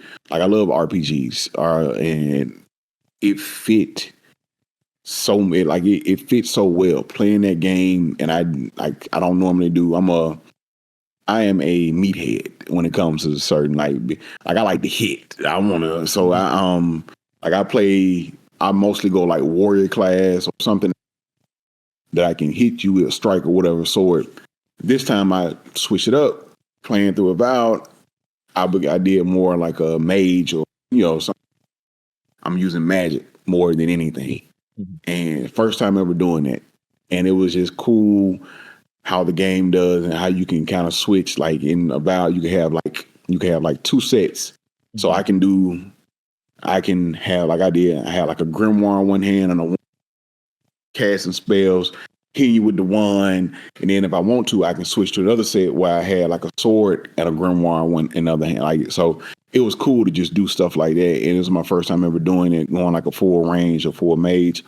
And once again, my writing, just if that's something you want to get into, start by start writing. You know what I'm saying? It's not easy, but games you play, look to do reviews, whether it's you create your own blog or you started that way, or you start doing YouTube, things of that nature. You can find ways to get in that side of the industry if that's something you really want to pursue. But just, you do have to. I was lucky enough to just get in. Still don't know how I got in, but get in and be blessed enough to do it, being just by invitation or what have you. But like people will see it. If you're in, especially gamers nowadays are looking for people to give them good reviews. So IG people are tired of IGN and people are tired of some of the bigger sites because of some of the inconsistencies and the favoritism or whatever that you see from them in certain things. And I get it,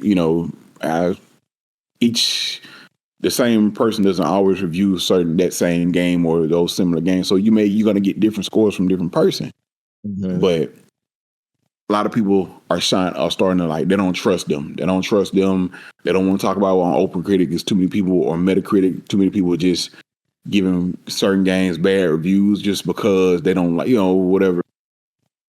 And so people are looking for good reviewers or people who are telling you the truth about games without trashing them, but being honest, but giving good information about games or things that nature.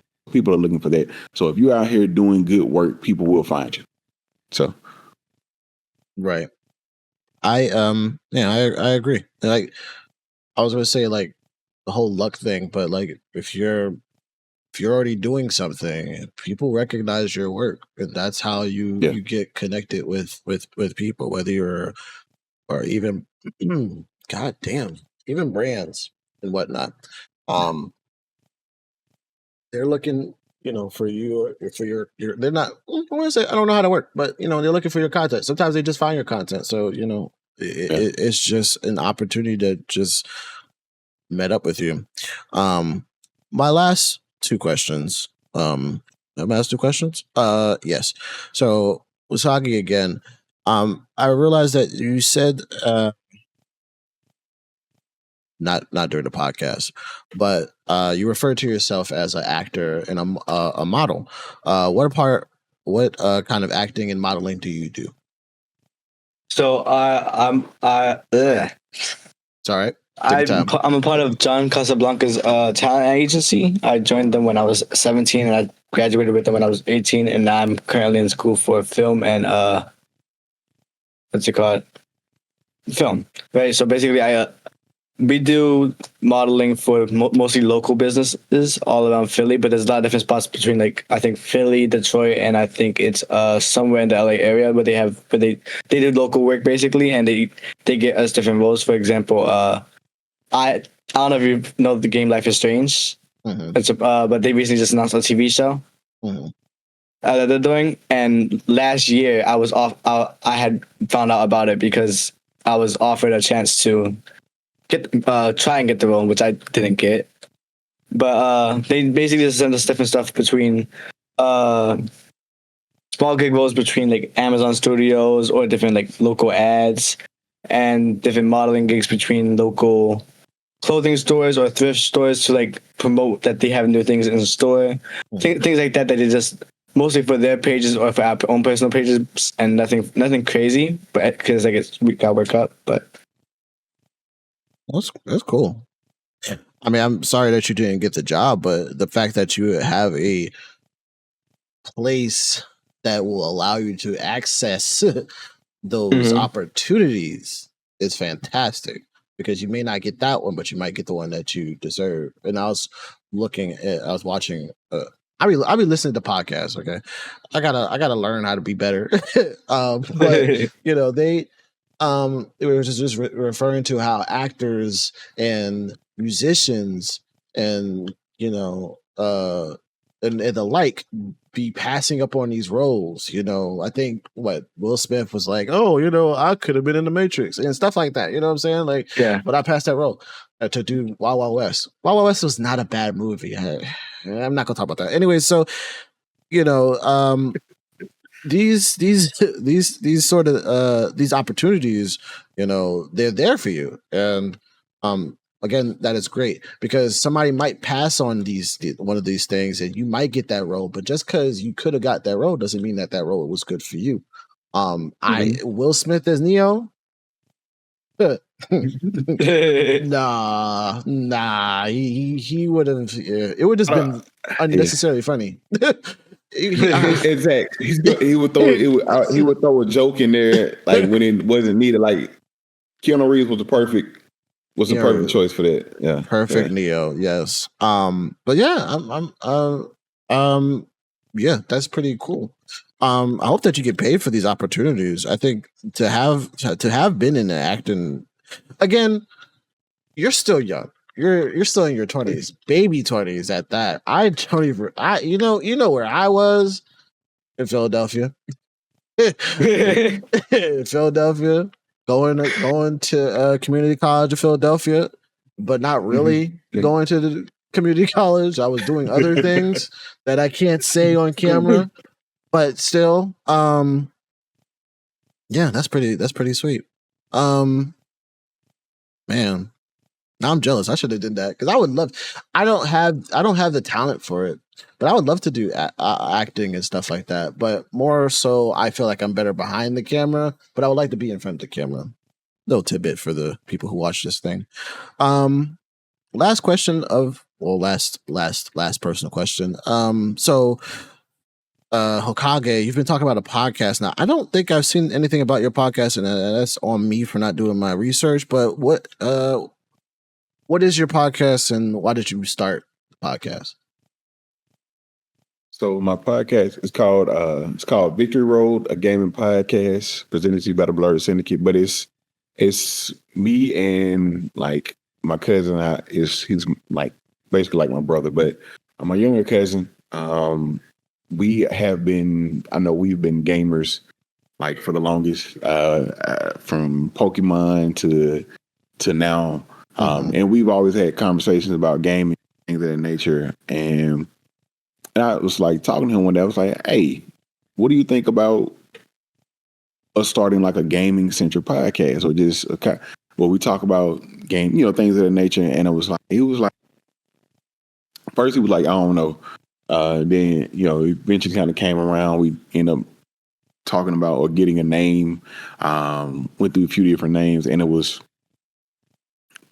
our love of, make sure Nintendo ain't listening, our love for Pokemon. We came with the name Victory Road, what have you. So I was like, we'll do Victory Road, a gaming podcast, to kind of make it a tag along, or whatever the case may be. But we just wanted to talk about our experiences with gaming. And then we've been, like I said, lucky enough. I don't have, there's a few clips on my page, on my TikTok. But like we lucky enough to like interview, start, like I said, networking. We've interviewed a few different people, getting certain gamers. Like one of the first people we got to interview was Ronell. from 8-Bit Closed Fist, and I was once again shocked because I just asked him, "Hey, you mind coming on?" We had an amazing conversation, and from there, but like just wanted to talk about gaming, share our experiences, our opinions, and things of that nature. And lately, we've been on interviewing people who are in the gaming space. Like we tried to do last year and this year as well. Like we tried to highlight female or women gamers, make it a purpose to reach out to different women. That's how I think that's how I end up following you, Mac. Crew. We interviewed her, and I think I ended up getting to know you and following you and things of that nature. Crew. She is Boogie. Interviewing her. Ari on the Sticks and different Philly the Game. Like we interviewed different. We make it a purpose to try to highlight women in the streamers, gamers, and then we'll interview everybody else. But we started doing that like last year. We still have our regular podcast where we talk about gaming and things of that nature, our stuff we got going on. But we've started doing more, featuring people in that space, gaming space, whether you're a streamer, you're a content creator, or whatever, and just highlighting them. So it gives us a chance to, one, network, two, get to know people and just talk to people who are also enjoying, in that space or inside that community or what have you. Mm-hmm. Well, yes, Chicks and Giggles is a great individual. She's very, very hardworking. And I appreciate knowing her, even though she let me almost die 2 years ago, but that's okay. It's fine. Just watch me get slammed into a pool floor by another close friend of ours. That lady strong. I don't know. That lady strong. Anyways. Victory Road. That's a great name. But yeah, I think Nintendo is definitely coming after you, so watch out, because them people, I don't understand. That is crazy work. they are wild. I think that having a focus on the women in this industry is really great. I don't think they get enough recognition anyways, but they're one of the most creative in this industry in general, and there's so many of them. There's so many of them, and they have a lot going against them, and I think that I'm not going to say we as men, but I'm going to say we as people should be more should really be wary of what we do and how we interact and what have you when it comes to women, because they are, just like in many places, like the minority, but not really minority in a sense that people don't really like women for some reason. I don't get it, but yeah, again, it's just like for the memes. You know what I'm saying? Oh, go in the kitchen and go make me a sandwich or whatever. I hate those types of people. Like, what is your issue, dog? Like, and then, you got people like She's Boogie putting hands on people in Tekken. I'm just saying. So, again, that's just wild. Okay. Well, I asked my individual questions. Make sure you guys follow the Victory Road podcast, and if anybody's listening out there, hire my friend here, Oosagii, for a role or something. Hey, look, they got a new show called The Pit over here. So, if they give you something over here, you could be, I don't know, a cadaver. I don't fucking know. There was that one dude that was a cadaver, but he was like play dead. Wasn't that like CSI or something? He was like play dead all the time on his TikTok or something. He was just sat there. He was just like, how good can I play dead? And they've hired him to be a cadaver in one of those episodes. I was like, I've never heard of the person. Yeah, Yeah, it was a long. That's It was like a crazy. couple of years ago. Yeah, I'm just saying, there's definitely stuff out there. Okay, so I'm gonna go into my news segment, and then we're gonna get to the gaming part. I'm not doing good on time, but I'm gonna rush through this and be really fast. I had more questions, but I have to speed this forward. I have to speed this up. Okay, so according to the Southern Environmental Law Center, NBC and others, back in April 2025, there was concerns that arose in Memphis, Tennessee over a new data center or a supercomputer facility operated by Elon Musk's company, the XAI. This facility runs a supercomputer called Colossus, which is designed to power and train the AI chatbot Grok using gas-powered turbines that emit high levels of nitrogen oxides and has a contribution to the air pollution in the historically black neighborhood of Boxtown, which is in South Memphis, Tennessee. Grok is also, for those who don't know, the AI chatbot that people use on Twitter, not calling it X. Some residents have reported that there has been some respiratory problems and questioned the lack of pollution permits and controls. For you guys, what is your take on this situation? And is the existence of AI an issue or an advantage for the future of humanity? Hokage, I'm gonna let you start that off. So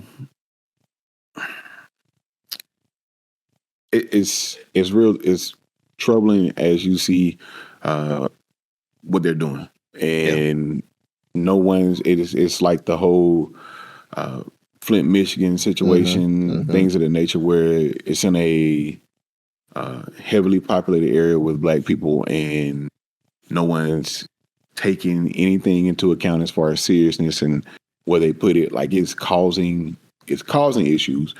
It's going to cause issues. And what's even worse, what's going to happen is we're going to have a documentary about it 10 years from now about what happened to those people, how people are suffering from, whether it be respiratory issues going forward that are in that area or in that community, and how the government once again failed to not do anything, or no one stepped in to do anything about it.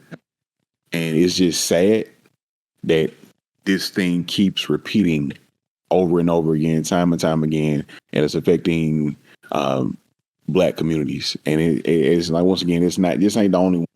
This isn't the only issue. We've seen it time and time again, but yet and still, they still let it happen. And for the city of, and people, I not just go blame Elon Musk or what have you, but it's the city of Memphis that allowed them to put that there in that community. That's also what needs to be looked at and to talked about or discussed. Like, I'm not sure how much money they got or getting for allowing him to build that there, or so-called opening of jobs or what have you they put there. Whatever the case may be, it's not going to outweigh the effect it's going to have on those people in that community, and though everything that's going to happen, or what's it going to cause. Now, as far as just AI in general, so I am kind of in the middle on AI. Is it a good tool, or can be used as a tool for good? Yes, it can. Is it being used for good? Not all the time. Once again, being someone in the gaming space, we see it now.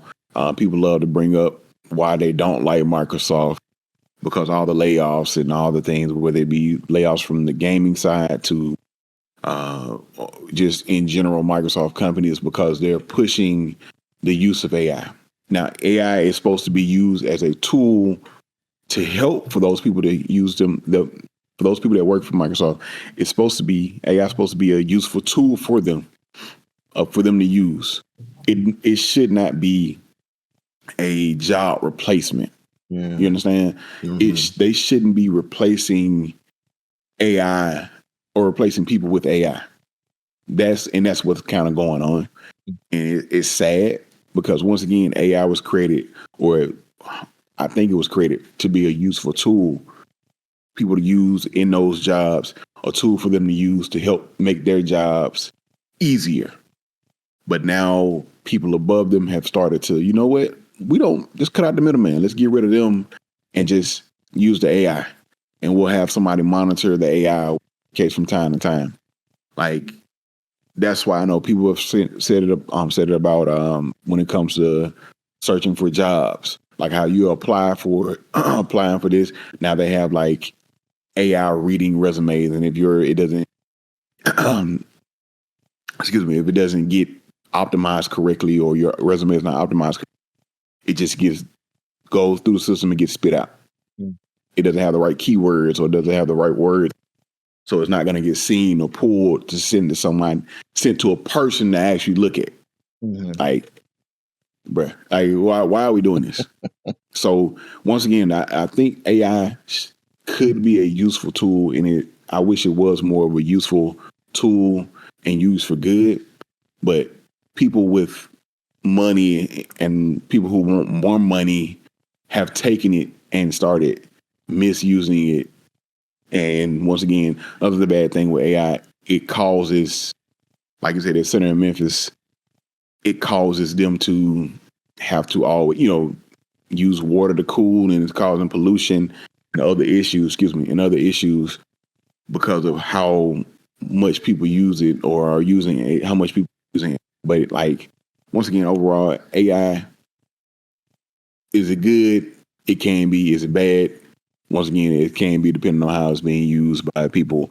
And as of late, it's leaning more towards the bad because of what people are doing, and it's replacing people in their jobs because of AI being so good or smart or whatever the case may be. We shouldn't even be here, but I digress. Mm-hmm. What about you, Oosagii? What about how do you feel about it? Let me re-ask the question.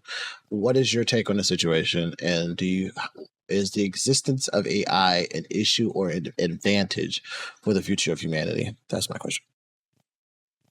Well, again, he said it perfectly.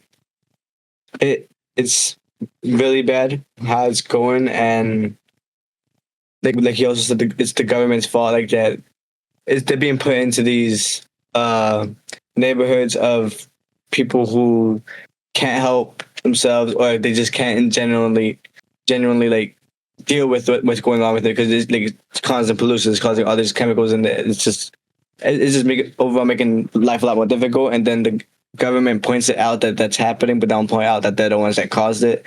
And it's just a repeated cycle that's going on all across America, all across the globe at this point, and it's not good. It's constantly getting worse every day, especially with our current presidency and our current office, and they just never point out where the real issue is, despite the fact that they're the ones that brought it there. And as for AI, same thing. It's in the middle. Like, it was made for something good, but as much good as it does as much bad.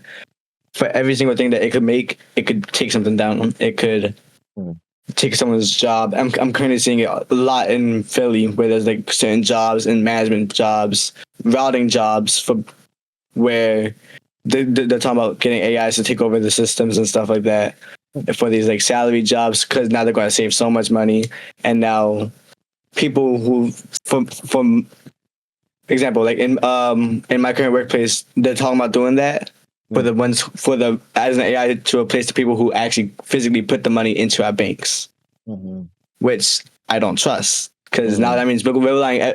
I get paid weekly. We rely on our money off of what we're getting paid. Now we're gonna rely on hope if an AI clocked me in on time, or if an AI decided to put my money in this week. So now we gotta rely on that. But like I said, as much bad as it could do just as much good. Whereas it was created to be an assistant for these jobs, or for people in general. It was meant to be an assistant for like what they want to do with their careers, what they want to do with anything, and it does that. And it helps. I've seen it proceed so many things, like within the past year of just seeing how much AI is expanding. There's constantly new things going on, new things coming every day that I'm seeing that's coming from AI, between games, movies, like fan made stuff. Like AI is expanding a lot, so I would say it's good in that sense because there's so many options you could do with it. There's like indefinite possibilities on what you could do in your life because of an AI. But just because of that alone, it's also as bad because you can do just about anything with it. Yeah. You guys all both bring up good points about it. With the whole situation with like the Flint, Michigan, which they finally did something about it after I don't know how years upon years, and I it's funny in a not so funny way just how much these people with money do not care about the little people that these things affect at the end of the day. Like I didn't know that Grok and whatever, when you use it, that it does these types of things. And it's interesting to me that earlier today I was looking real quickly at SZA, the singer, and people have been, which is weird to me, using AI to combine two photos together to morph them together to have them like in the same room or hugging on SZA or meeting her, like through this AI, and she's like, look, don't do that. This is affecting people in a different in a different country or whatever, and it may not be as bad right now, but it will be in the future. So don't be doing that stuff with me. And it's like, I get it. We all want to do these types of things. And I've seen this happen to not just SZA, but also other creators, like little small creators, specifically women. You got, and I had to reposted the same thing. Like I said, I don't know who you are specifically, but this is wild. This is stuff that people be doing on the dark web. And this is just the regular stuff that you see, with combining pictures. What about the other stuff that we know exists with the use of AI? And it has good and it has bad things. And I feel like anything that is created has the possibility of being good and it has the possibility of being bad. But as human beings, we always take it to that next level. And that's why things usually become more worse than it becomes good. So we all, most of us, we know, Skynet happened for a reason, okay? And there's a bunch of movies that they trying to stop it and still ain't do it. So then there's more movies. So you know what I'm saying? Like, iRobot, Terminator. It's so many, and yet and still they like. I get it. The technology, having the technology and having it is cool, but at the same time, man, that's the whole point of having it's a machine. Yeah. There needs to be a human in place for that machine in order to monitor it, to regulate it, to make sure it doesn't do something it's not. What happens, we've seen. Yeah. We've seen it. We've seen some of the worst of it. You've seen what happened when Ultron became self-aware and created them to build the whole, like it's wrong. Like, once again, there's so many good things that can become from AI. What happens when AI becomes self-aware and does something dumb, like not dumb, but like decides to build its own body, becomes Ultron? Like, what happens when that happens? What do we do when that happens? So it is like you have to have that person, that actual person there to monitor this, to regulate it, and make sure that it doesn't get that far. But once again, people want to replace people with AI, and it is never a good thing. Never. Yeah. And I'm gonna stop talking about this, but it reminds me, this whole situation, everything reminds me of Persons of Interest, which I never watched it when it first came out. But if you've never seen Persons of Interest, for those who've never seen Persons of Interest, it's basically about this this guy and his friend creating a God damn it, creating a computer AI of sorts that monitors everything and everyone, mostly people or whatever, and it was supposed to be used to spy on people for the government. And then but then they were like, well, we could do so much more than this. Like they were like, it was supposed to stop people from doing terrorist attacks and whatever, just spying on people. And it was like, we could do so much more with this. It was like, we can help people. And it was basically predicting or having predictions that a specific person of interest, name drop, would have issues, or something that would happen to them that would like end their life. And it was just basically all in this AI's whatever. And it was just the creator, and then he would hire some other dude that would help him to find these people. They don't know what was supposed to happen to them. They don't know if they was going to die or whatever. They just knew that they had to help them, and they had to figure out how to help them before the thing actually happened.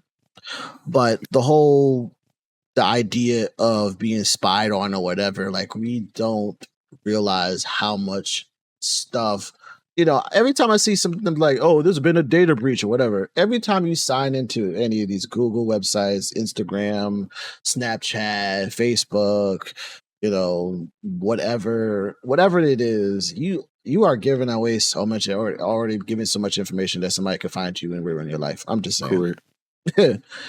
You just don't know. Anyways, enough sadness. Let's get to the game segment. Alrighty. All right. So, this is my favorite part of the podcast. Second favorite part of the podcast. Honestly, the news part is my favorite part of the podcast, but I don't be having enough. I gotta be looking up for some more stuff. So if you guys don't know, this is the game segment. This is the opportunity for both of my guests to win a $50 Visa virtual gift card. Damn. We still have time.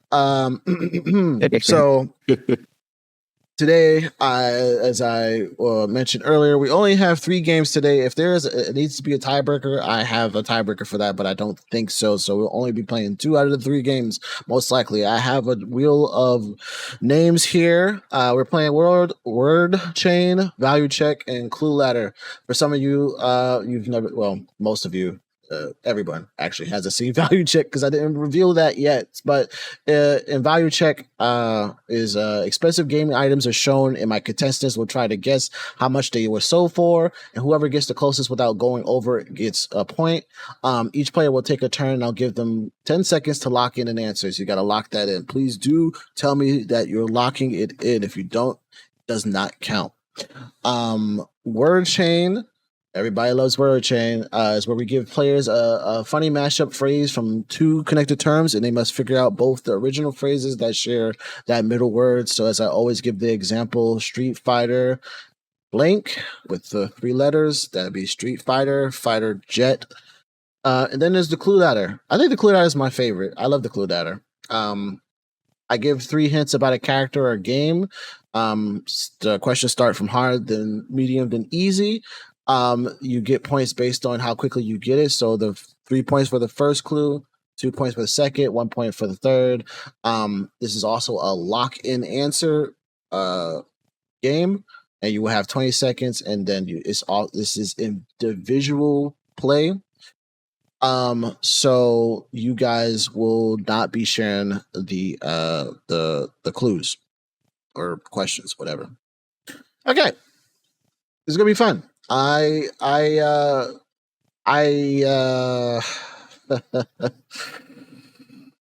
Boy, these are gonna be some hard questions. Okay, so let's see what we got first. I'm kind of hoping for value check just because I haven't done it yet, but I also don't feel like counting. It's value check. Woo! That's crazy work. All right, so I'm gonna. All right, so we're doing a value check again. Like I said before, you just got to get as close as possible to the amount of money that this thing is, and then I'll give you a point. You guys will need to lock in your answers for this one, and I will tell you how close you are. What did I say? It was 10 seconds? Yeah, 10 seconds to scream out a number. It could be any number. But I will like to say that these things get progressively higher in Harder. price. So you'll be able to see that on the right side of the screen because I try to indicate that. So, if you feel like it's too low in one, might be just right on the next one. All right. So this question. Mhm. We got to get the answer without going over the price or the Yeah. closest or something like that. Yeah. Okay, just making sure. You could be either get on it, be higher, be the first one to get on to that price, but you definitely don't want to pass it. I'm gonna write down the answers on my fucking. Sorry, YouTube. I gotta bleep that out. I'm gonna write down this on my pad because I be typing it most of the time. Okay, so. All right, so my very first question, or very first thing, I said, what did I do? I did a news report. Hokage went first. Oosagii went last. So Oosagii, you're gonna be first for this one. First for this question, for $1 million. God damn, I want. That'd be nice. That'd be nice. All right, so first question for you. Remember, this 10 seconds. After I finish reading the question, or after I finish telling you what the item is, and I'll start the timer. I'll tell you when I start the timer. God damn. I haven't done this one yet for a while. So, all right. So, the first item on the board is the Javelin from Star Citizen. It's a limited edition pre-launch spaceship that sold for how much starting now? I've never played this before, so I'm just throw 20. $20? Yeah, I've never played this. I'm locking it in. All right. $20. Hokage, 10 seconds for you starting now. I haven't played the game, but I know Star Citizen is like super expensive. Mm-hmm. I'm gonna say like $1,000, something like that. Like Star Citizen is stupid expensive. Like I'm locking in $1,000. Sorry. I started talking. Got to lock You in. did start talking. Like 10 seconds was past. Yeah. I was like, I'm trying to. I was like, I gotta yeah, lock it in. But yeah, your 10 seconds was over, so I can't even give you that 1,000, my friend. It's okay though. All right, so the actual price for this item was $2,500. So. I'm not even surprised. You would have got that point if you would have locked it in. Yeah, you would have got that if you would have locked it in. So I'm gonna give that to Oosagii. Hold up. Okay, Hokage.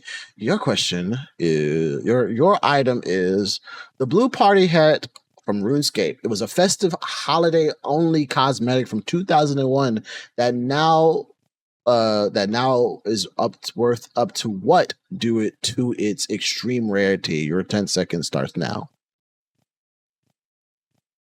We're gonna go with 5 seconds. $200, locking it in. Okay, $200.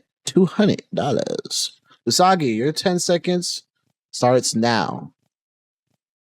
250. Lock it in. 350. Oh, 250. Oh, 250. Okay.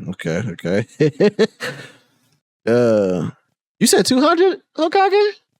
Okay. Yeah. Okay. So this item is now at least $4,000 in real life money. So that will go to Oosagii, who got that they stole that from you for that 250. Yeah, that's with that 250. That's so. Oh my. Yeah, people actually put money into this because it's really. Yeah, I'm underestimating people today. These are high prices. I told you these things be going up. You might, but you don't want to go over. So I'm just saying, All right, Sagi, your next question is the Zezu and Twin Blades of Azeroth from the World of Warcraft. It's a rare weapon that was tied to a player's character that was purchased for about how much, but it was also only to be banned shortly after violating the game's terms. Your 10 seconds starts now. I'm putting that 5 seconds. 4,000. Log it in. 4,000. Locking it in.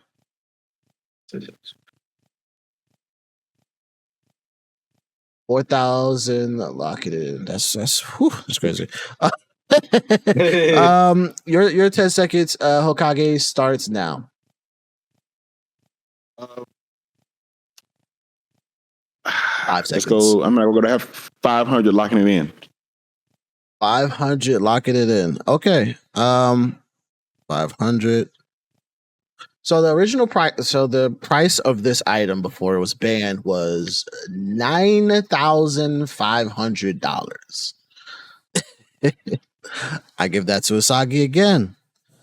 These numbers are going up, fellas. These numbers are going up. 9,000. What? These are people will be putting the money to these things. I'm just saying, if you got the money for it, I guess so. But I mean, I guess it's like one of those. This is why in-game selling is crazy to me. Because people be paying actual money. Hokage, this is your next question. The Burden Killer exclusive from Team Fortress 2 is a flaming hat that originally was tied to a magazine promotion, which sold for how much in the marketplace currency? 10 seconds starting now. Marketplace currency, the last one was 10,000. I'm just going to go with 5,000, lock it in. All right. Time is out. Oosagii, 10 seconds starts now.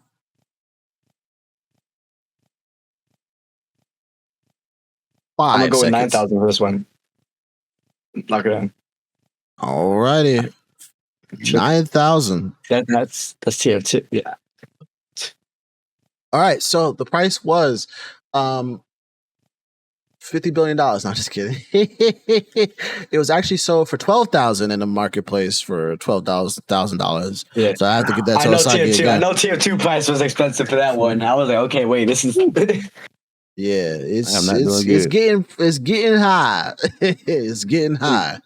All right. Oosagii, your next one is the Echoing Fury from Diablo 3. It was a bug enhanced one-handed mace that was sold for how much, which was also equal to 40 billion in-game gold, thanks to a game-breaking damage exploit. Your 10 seconds starts now.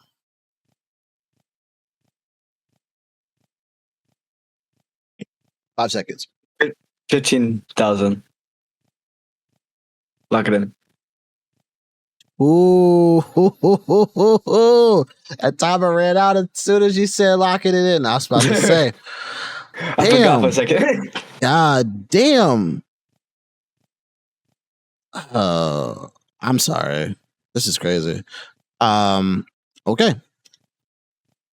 Unfortunately, again, Oosagii got the price just right. It was $50,000. $15,000. It was sold for $15,000. So, goddamn. Hokage, Eddie, my friend. I got you, friend. This is gonna be easy. It's gonna be easy. So your next one is the Dragon Slaying Saber from the Age of Wushu. It's a unique pre-lease auction item resembling a meat cleaver that sold for about how much before the game's launch? Your 10 seconds start now. 17,000, lock it in. I like that number. That's a good number. Oosagii, your 10 seconds starts now. 16,000. Lock it in. I'm forgetting back to back right now. You gotta remember lock it in. Yeah. Oosagii got it correct. It was in fact 16,000 before the game's launch. Wow. You were up by 1,000. That was still good though. It was a good guess. Oosagii, your next question is we have 1, 2, 3, 4, 5 more questions left, I believe. I think. I can't tell. I can't count. Your next question is the gold magnet Magnate, which was a gold-plated rare frigate, which was purchased for how much on EVE Online? Your 10 seconds starts now. 19,000. Lock it in. Good luck. I like it. Hokage, what about you? What is your answer? You got 10 seconds starting now. I'm gonna go with 18,000. Lock it in. 18,000. I like the number. So,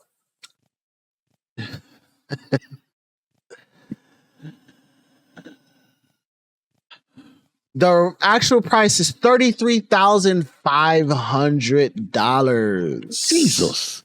Whoa. So Oosagii got that because he was a little bit higher. I know the 3 kind of threw you off, but trust me, it's gonna get worse. Hokage, your next question is, or your next one is the Ethereal Flames Pink War Dog from Dota 2. It's a flaming pink courier pet, which is unmatched in appearance and rarity, that sold for approximately how much? Your 10 seconds starts now. 37,000. Lock it in. Ooh, that's a good number. I like that number. Oosagii, 10 seconds starts now. 50,000. Lock it in. 15,000? 50. Oh, 50,000. Okay. That's a good number. I like it. I like your cut. So it actually was 38,000, which means that Hokage got that one as he wasn't up high. That's too high. Yeah. So we're about to go to the next one. Oosagii, your next one is Amsterdam from Second Life, which was a meticulously recreated virtual city that was complete with trams, shops, and was sold to a Dutch media company for how much? Your 10 seconds starts now. 50,000. Lock it in. You say how much? 50,000. 50,000 again? Yep. Oosagii, Hokage, I'm sorry. He got it right again. It was in fact $50,000. Just straight $50,000. These people are crazy. These people got money. I could pay so many bills with this amount of money. Right. Should be gone. All right. Hokage, your question is a souvenir AWP Dragon Lore from the CSGO, which was an ultra rare sniper rifle skin that was often seen as a wealth flex, which sold for around how much? 10 seconds starts now. 57,000. Lock it in. 57,000. I like the cut.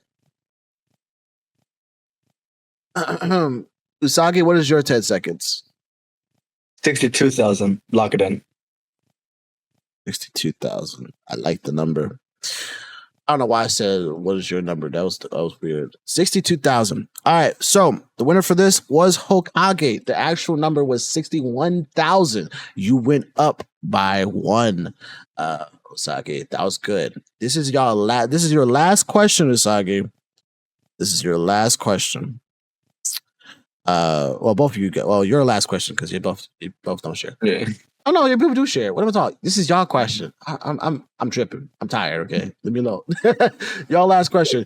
Planet Calypso from the Entropia universe, which was a full virtual planet within the Entropia universe that sold for how much? Your 10 seconds starts now. 75,000. Locked in. 75,000. I like that. Excuse me. Hokage, your 10 seconds starts now. 100,000. Lock it in. 100,000. I like that. All right. So the games are finally over. Hokage, you won that. That was your point. Would you like to hear how much it actually was? And I'm going to tell you anyways because it doesn't matter because you got to hear it anyways. The planet was purchased were sold for the staggering amount of $6 million US. Whoa. I'm thinking small change. I knew because would it be in a whole planet? I'm like, okay, they're gonna pay. It's got to be in the 100,000s. We just gonna go with one, but dang. But it was eventually returned. People don't talk about that. They had to return it back for some reason. But yeah, it was. They purchased it for $6 million. That was great and very short. I'm gonna tally your points real quick. So you got about 7. I've played only about 2 of these games. Yeah, I've never played any of them. Oh no, I've played EVE Online once. I've played Diablo 2. That's it. I played Diablo. I didn't know about Star City. I knew Star Citizen was stuff in that. I was don't expensive. understand. Yeah, that I was looking up actual Star Citizen stuff. They make you pay real life money for those things. Like it's crazy, and that's why nobody plays that. Like I'm not paying real life money to have a crappy spaceship. I gotta pay that. I gotta play that. That's why I'm not really a fan of MMOs and stuff like that because I gotta keep playing to I gotta pay for it once and then I gotta keep paying. That's why I don't understand why World of Warcraft still is the same graphics. Like if you ever like, I'm gonna give it to you for half a second. Oosagii, you have 8 points. Hokage, you have 3. Okay. I think 2, 1, 2. No, I mean I counted right. Yes, which is good.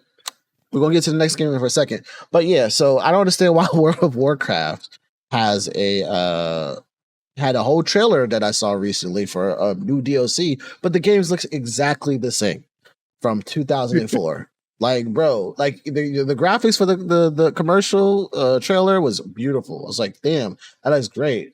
And then you look at the actual gameplay, 2004 it's graphics. horrible. That's DC Universe Online type of bad. Like, Yeah. like, come on now. Like, I don't got time for this. All right, so last game possibly, but unless y'all tie it up here. It's either going to be word chain or clue ladder. You get more points on clue ladder than word chain, so it could be nice. So let's see. We're gonna roll the dice.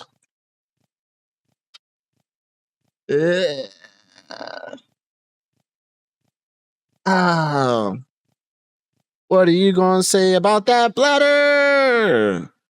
Cause it's time for that clue ladder. I need another way. I need another one for that one because that was butt. Anyways, all right. So we're switching over to the clue ladder, which is a lot of points. Okay. As I said or mentioned before, clue ladder will give you about 3 points if you get the first game, of the game on the first clue or the character on the first clue, and then the points will gradually get lower and lower. So the first couple is just strictly characters of video games, and the last bit will be the games, the actual game names. So this is going to be fun, and it's going to be a kind of hard because I'm an obnoxious piece of little crap, and I make things difficult for people because this money be coming out of my own wallet. All right, so. Hokage, you are first. Let me give you your first clue for the clue ladder. I don't know what the clues are because I kind of forgot, but you got it. I believe in you. All right, so you have to lock this in. I think I said it was 20 seconds. Yeah, 20 seconds, and you got to lock it in. Oosagii does not get your clues. He will get the clues for the next question. So yeah. All right. So once I finish reading the clue, I'll give you 20 seconds and then you can start. And just remember, lock it in, fellas. Lock it in. All right. So your first clue on the clue ladder is not working. Performance issues, maybe. Let's go to the next one. Known for exploring colorful worlds filled with PlayStation Easter eggs. Your 20 seconds starts now. Astrobot, lock it in. That is correct. It is in fact Astrobot. Good job. Good job. That was 3 points. The other clues were a small but mighty robot who first appeared as a PlayStation Tech demo mascot and a protagonist of Astrobot. Real simple stuff. You got this. Oosagii, your 20 seconds after I finish reading this thing. Your first clue on the clue ladder is his closest ally is a flower girl doomed by destiny. You have 20 seconds starting now. Flower girl doomed by destiny. You have 10 seconds. 5. Yeah, I don't know this one. All right, that's you have 2 more clues left. That's fine. 2 more clues. Second clues. Your second clue is he wields the iconic Buster Sword. 20 seconds starting now.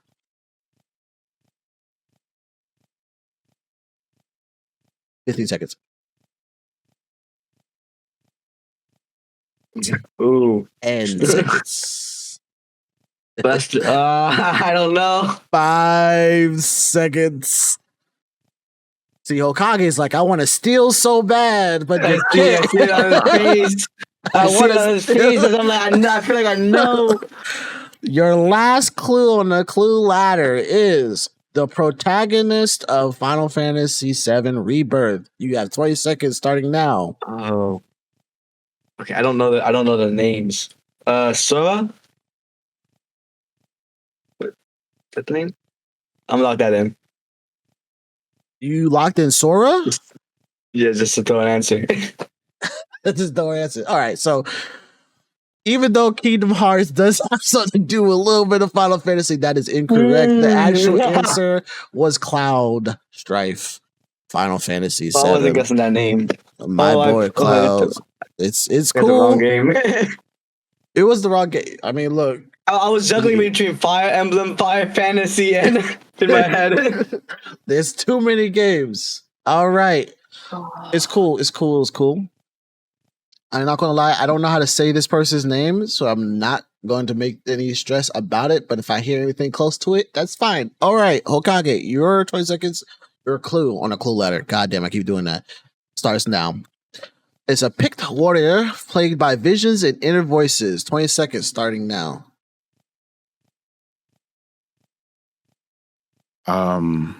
Senua. Lock it in. God damn. That's correct. It is, in fact, Senua. You know what's crazy? I am putting you on the clue ladder against a game reviewer, and this is cheating.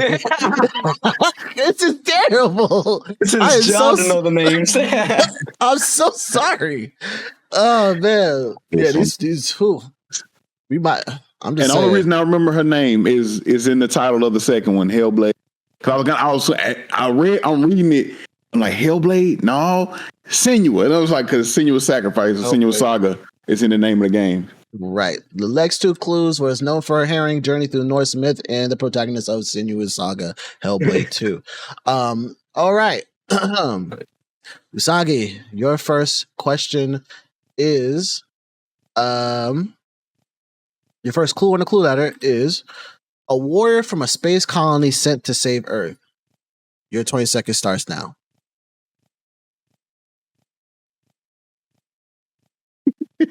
50 seconds. I know it's so many games. 10 seconds. It's Superman? No. It's so many. 5 seconds. Time has run out. I promise you. I promise you. I knew it and I didn't remember the name. It'll come to you in the second clue. I have no idea. Second clue is monstrous Natiba enemies lay in their path. You have 20 seconds starting now. I'm probably fucking that name up, but it's whatever at this point. Sorry, YouTube. I will mute that too. 15 seconds. I think I'm sound so stupid, but Sonic, lock it in. 10 seconds. I like that. It's just wrong. So I'm going to move on to the next clue, which was the protagonist of Stellar Blade. You have 20 seconds starting now. Don't know that. I've never played it. Nobody's ever played it. We've been looking at Anyways, you have 10 seconds.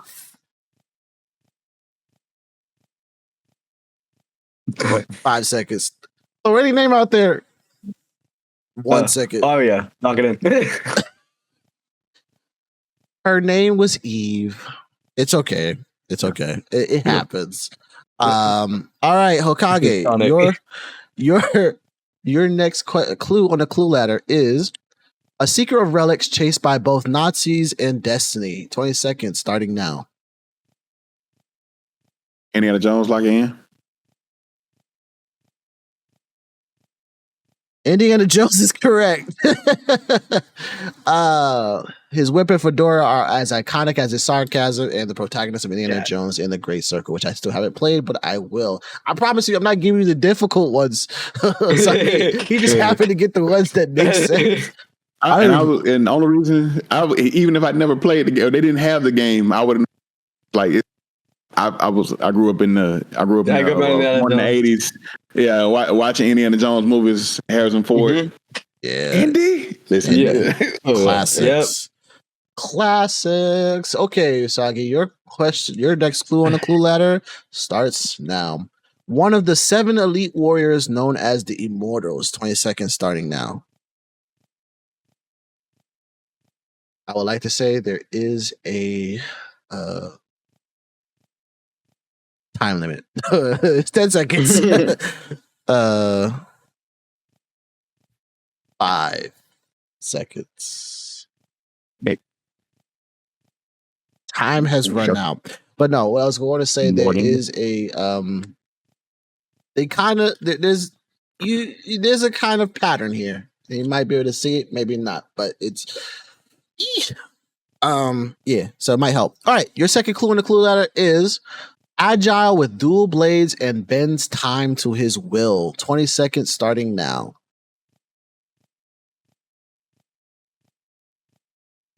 15. 10.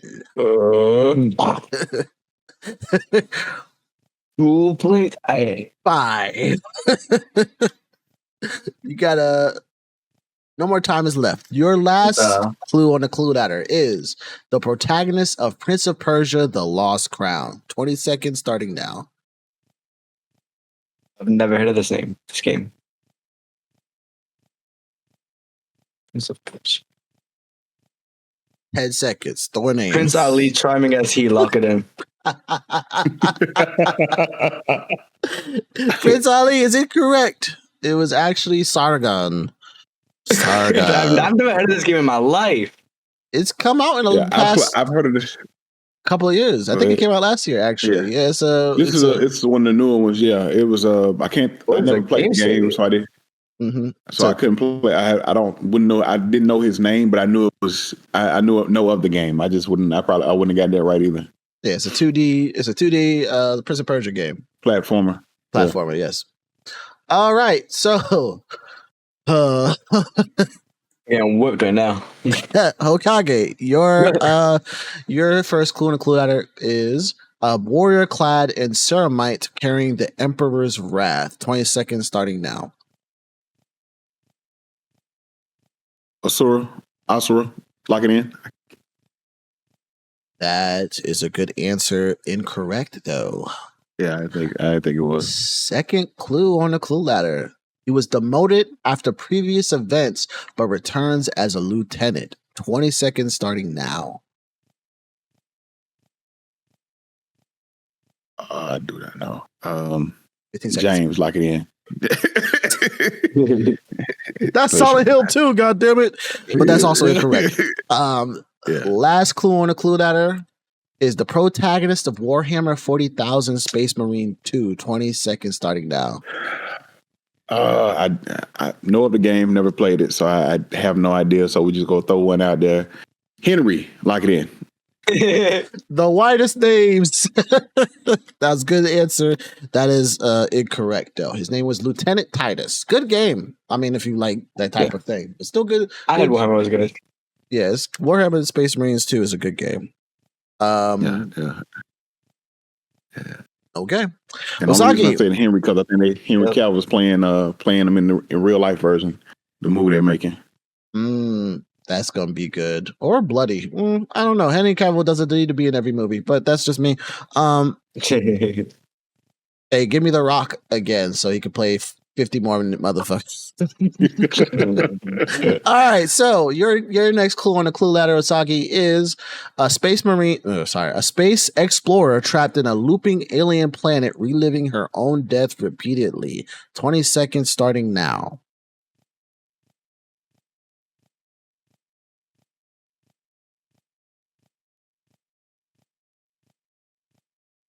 Ten seconds. Last part is the part I'm trying to understand. Living her own death repeat. I don't know. 0 seconds. All right, your next clue on the clue ladder is equipped with futuristic weapons, and she fights hostile extraterrestrials to uncover the planet's mystery. 20 seconds starts now.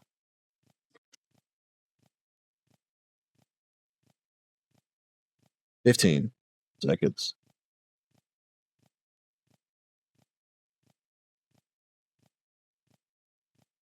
$5 seconds. 0 seconds. I would like to say that I don't know if you're gonna get this one. All right, so number 3, the protagonist of Returnal. 20 seconds starting now. Once again, don't know anyone, so I'm gonna throw out Sarah. Lock it in. Sounds a good answer. It's not the right one. Her name was Celine Vassos. Still good. That's right. Still good. That's right. All right, Hokage, your next question, your next clue on the clue ladder is a mercenary caught between gangs and corporations. 20 seconds starting now. Mercenary gangs and corporations. 10 seconds. I don't know about this first clue. 5 seconds. Your next clue on the clue ladder is uses cybernetic enhancements and firearms to survive in a dystopian future. 20 seconds starting now.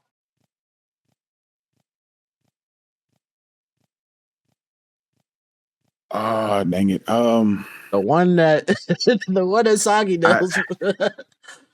And that's correct. Like 5 seconds.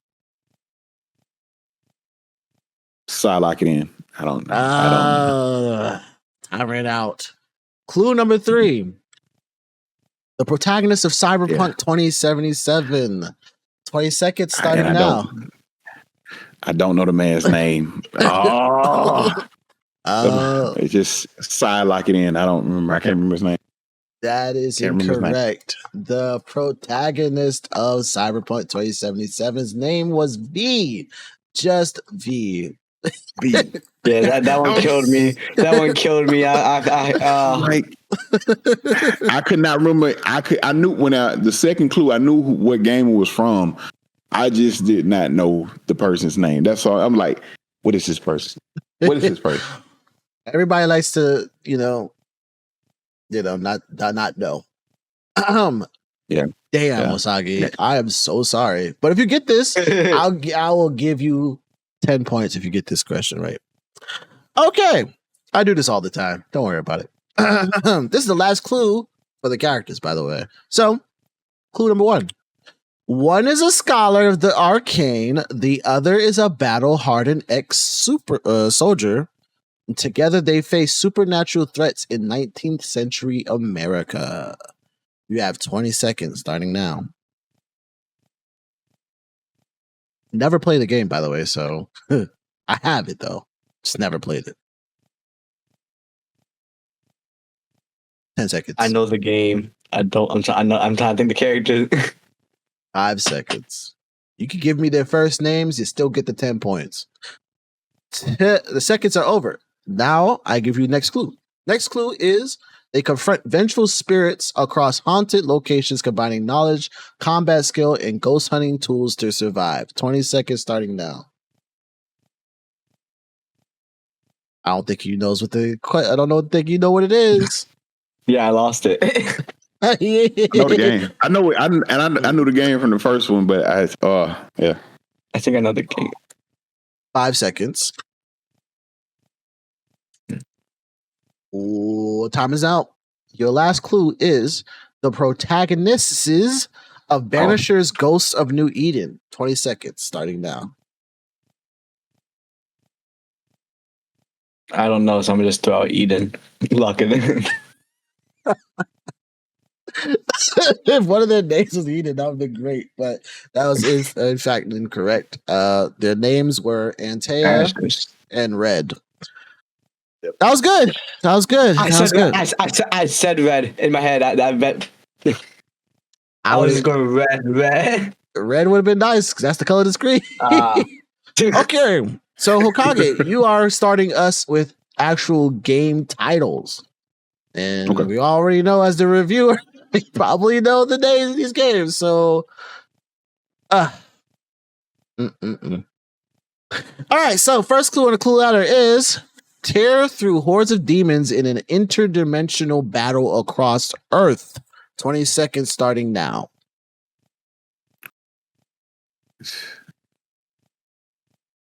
Ooh.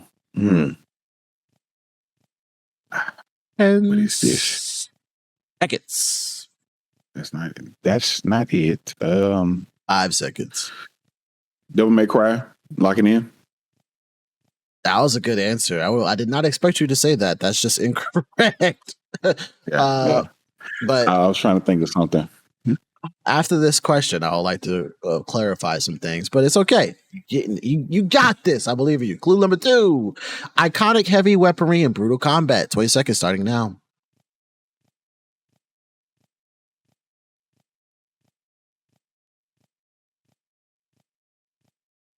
Well, 10. Oh, I do not know. 5 seconds. Comic heavy. I don't remember what the last clue is, but I would like to say you gotta be specific and lock it in. Okay. Third clue. Known for the BFG and fighting legions of Hellspawn. 20 seconds starting now.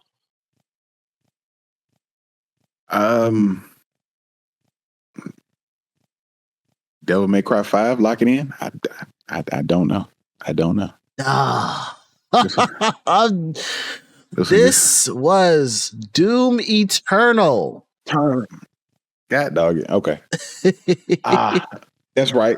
I'm sitting here like, now that I think about it. Yeah. I thought she's gonna get that one. Listen, and I'm trying, and my mind kept going back to Devil May Cry for some reason, and then I was like, and when I saw the iconic weaponry, and I'm thinking like more like swords or something like that. I was like, nah, I'm thinking in the direction of actual guns and all the other stuff that being doing. But yeah, that's a good question. All right. That's not the answer. Sorry, look at the wrong one. Okay. Oosagii, make me proud. First clue, you got this. A young nobleman caught in a war over summoning powerful magic beings. 20 seconds starting now. Remember, we're going for game name. 15 seconds.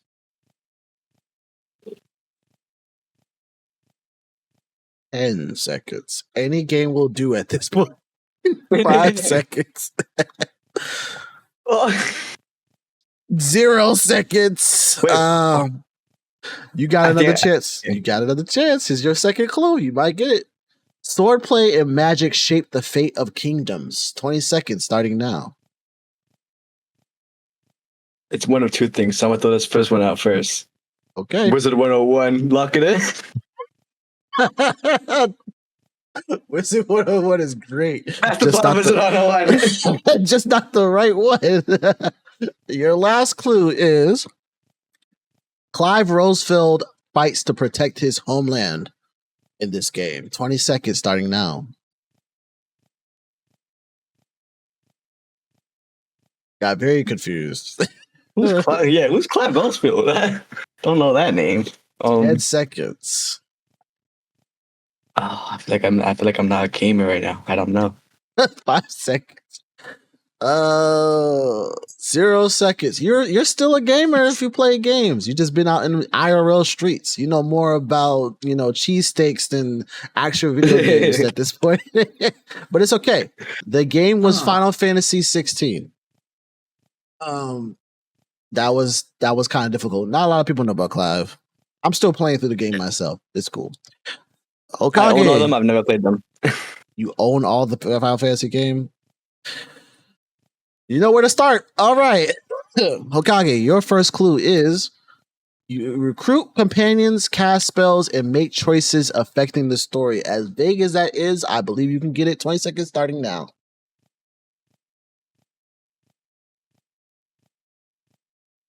I don't know from this first clue, so we'll go with Hogwarts Legacy. Lock it in.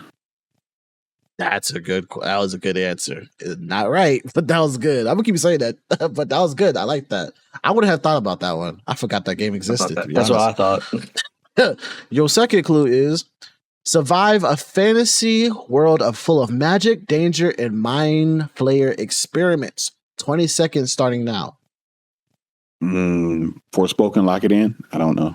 I'm trying to mind flayer. Sorry. 20 seconds. Well, you already locked that in. Clue number 3. Yeah. Play as Tav, navigating perilous adventures. 20 seconds starting now. Baldur's Gate 3, lock it in. So I don't know what this is. That is correct. It is Baldur's Gate 3. The actual character name is Tav. I thought you were gonna get from the Mind Flayer. Baldur's Gate 3. And I'm thinking, my mind went to two things. It went to Dungeons and Dragons, and it went to Stranger Things. And I'm like, it can't be that. It can't be Stranger Things. And there's not an actual. I mean, there are some Dungeons and Dragons games, but it's not that. So, Baldur's Gate 3. Okay. I mean, Baldur's Gate. I think Baldur's Gate is actually a Dungeon Dragon game. That is in the game. That was my exact thought process too. Mm-hmm. All right, Oosagii, your next. This is your next one. Good luck. Clue number 1. I mean, first clue. Yes, an orphan boy from a magical tribe becomes entangled in a kingdom's revolution. As vague as that is, I believe you can do it. 20 seconds starting now. I know this one. This is Kingdom Hearts. Lock it in. Please don't know. That's so good. It's just not right. I'm sorry. It was a good one, but it's not right. Your second clue is forms alliances, fights mystical enemies, and explores a vast fantasy world with his fairy. 20 seconds starts now. You know, that's all that I just saw. 15 seconds.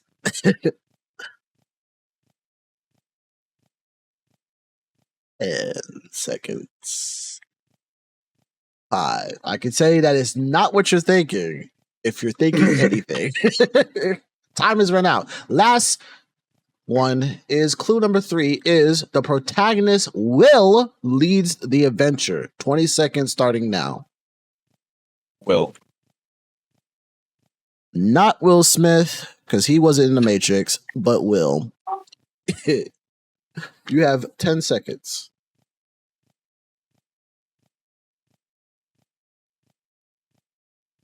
And 3, 2, 1. Time has run out. The answer was Metaphor Refantizio. The character name was Will, for those who didn't know. Yes. Okay. We have what I think is 4 more questions left for this. This is real good stuff. Hokage, your question, your clue on the clue ladder is you navigate a world split between reality and a dark spirit realm. 20 seconds. Starting now.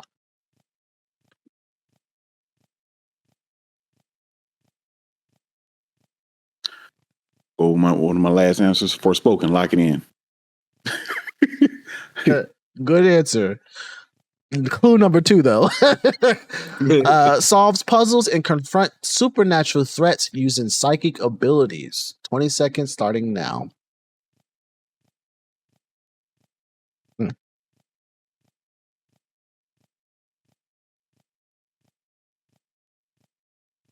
Seconds. I don't know.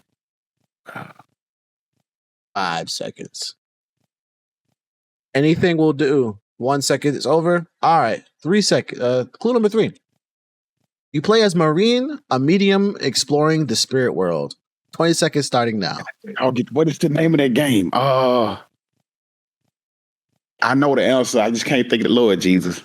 Yeah, you know the answer. You know the answer for sure. Yeah. 10 seconds. Yeah. You got this.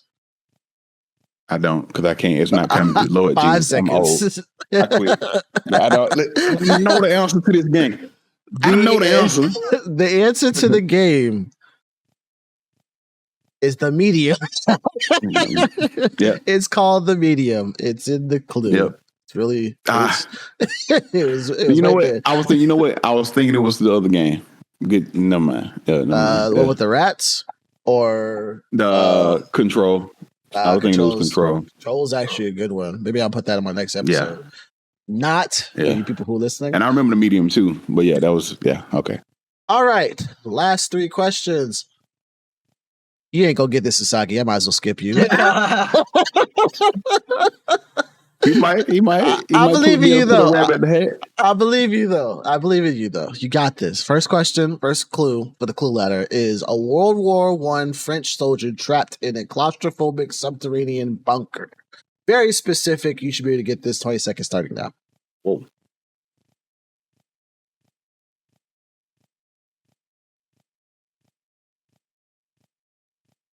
World War One soldier. 10 seconds.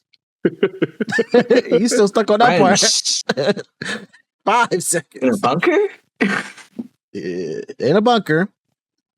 Timers run out. Next clue. Survive environmental dangers and monstrous threats while uncovering secrets. 20 seconds starting now.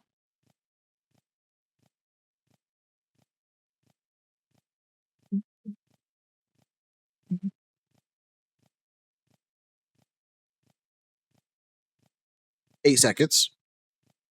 I haven't played the game, but I've heard similar reviews. BioShock, lock it in. That's a good one. But you've never been in a bunker in any of the Bioshocks, but that was a good one. Okay. Last clue. You play as Henry Clement navigating a cursed bunker. 20 seconds starting now.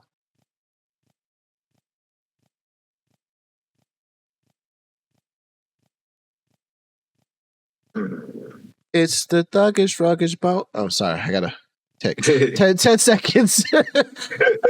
5 seconds. Man. 0 seconds. Time is over. The game was actually Amnesia, the bunker. It was in the name. Yes. Horror game. You should play it if you haven't yet. If you don't do horror games, do it anyways. Last 2 clues. Hokage, this one's for you. A samurai must defend his homeland from foreign invaders using both tradition and innovation. 20 seconds starting now. One of my all-time favorite games. We're going to go with Ghost of Tsushima. Lock it in. That is correct. It is the fact that Ghost of Tsushima. Yeah, I didn't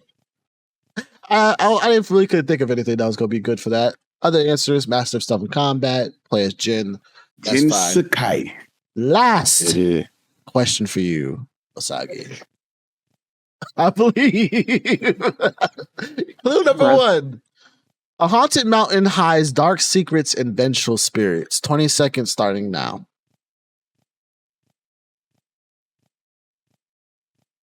It's a little off, but I'm going to say the Quarry. Lock it in. Quarry. That was it's an okay game. I liked it. It's a lot, but I liked it. Not right, but clue number 2. You use a camera to capture and defeat ghosts in this survival horror game. 20 seconds starting now.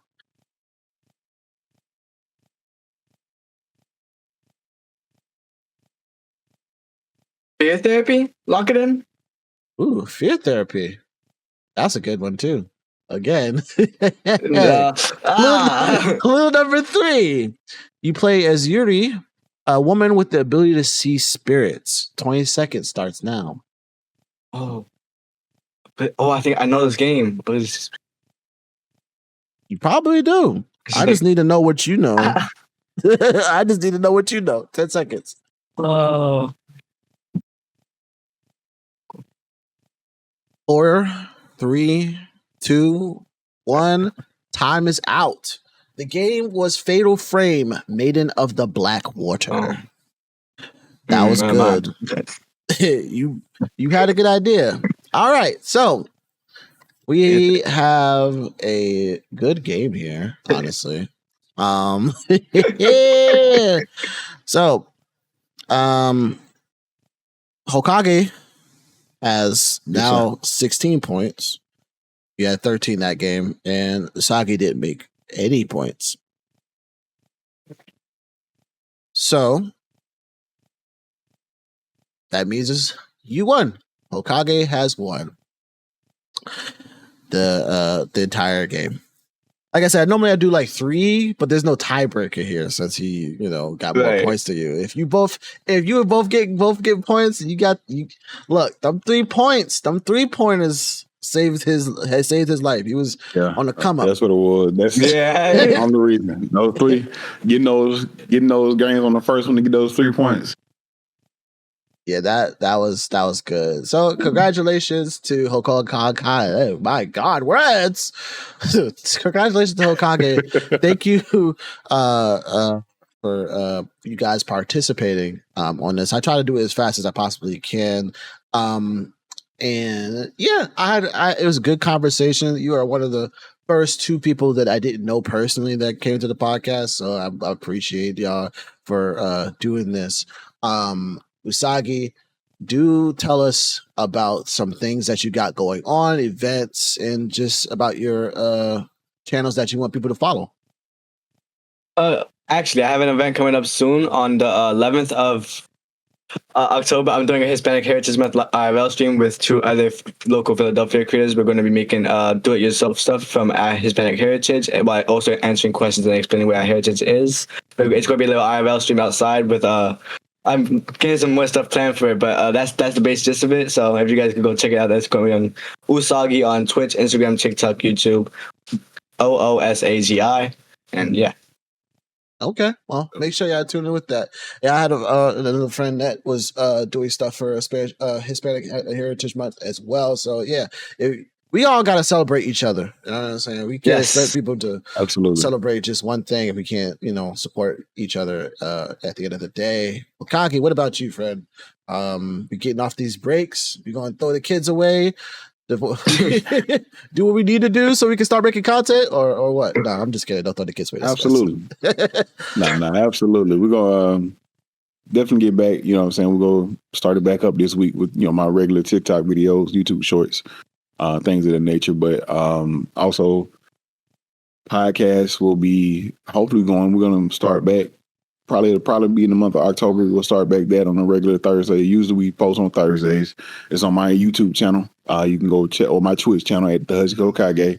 Also, on the lookout for me and my cousin, my /co-host of the podcast. We both will be at, he's my +1 for DreamHack. I'm going to DreamHack as a creator. So I'll be there. Was blessed enough to be able to get in as a creator, so I'm going to be there. And just trying to enjoy all the festivities and network and meet people that I don't know and finally meet people that I do know in real life. So looking forward to that. But yeah, so if you're in DreamHack, hit me up. I'll be there that full weekend from that Friday to that. So yeah. Right. And I appreciate y'all for coming through. Thank you guys for listening to the podcast. And and if you're interested in joining the podcast, please do tune in with me and just hit me up and all that other good stuff.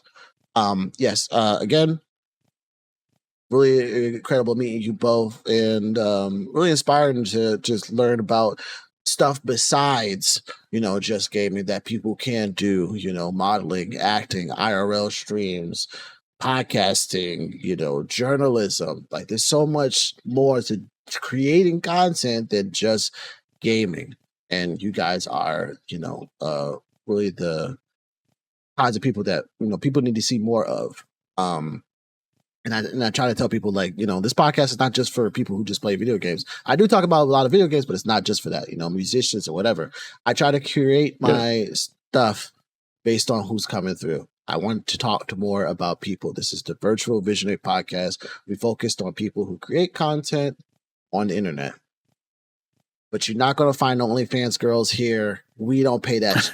All right. So, yeah.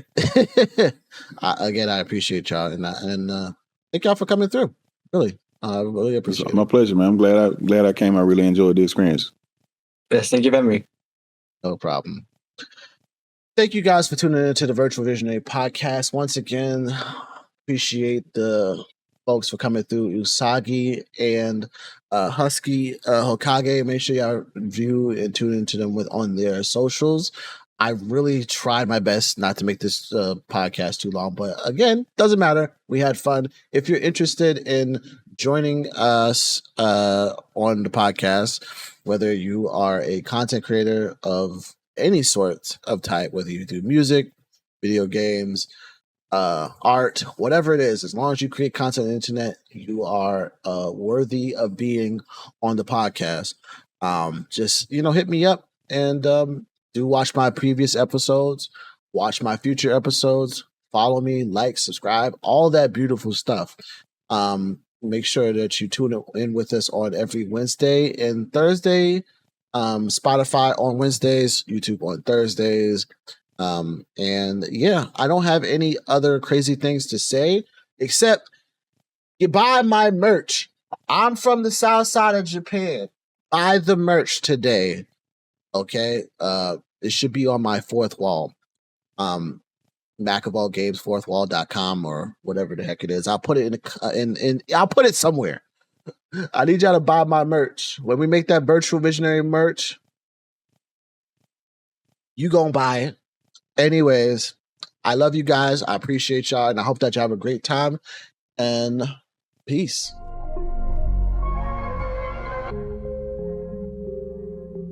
A visionary is someone who sees beyond what is into what could be.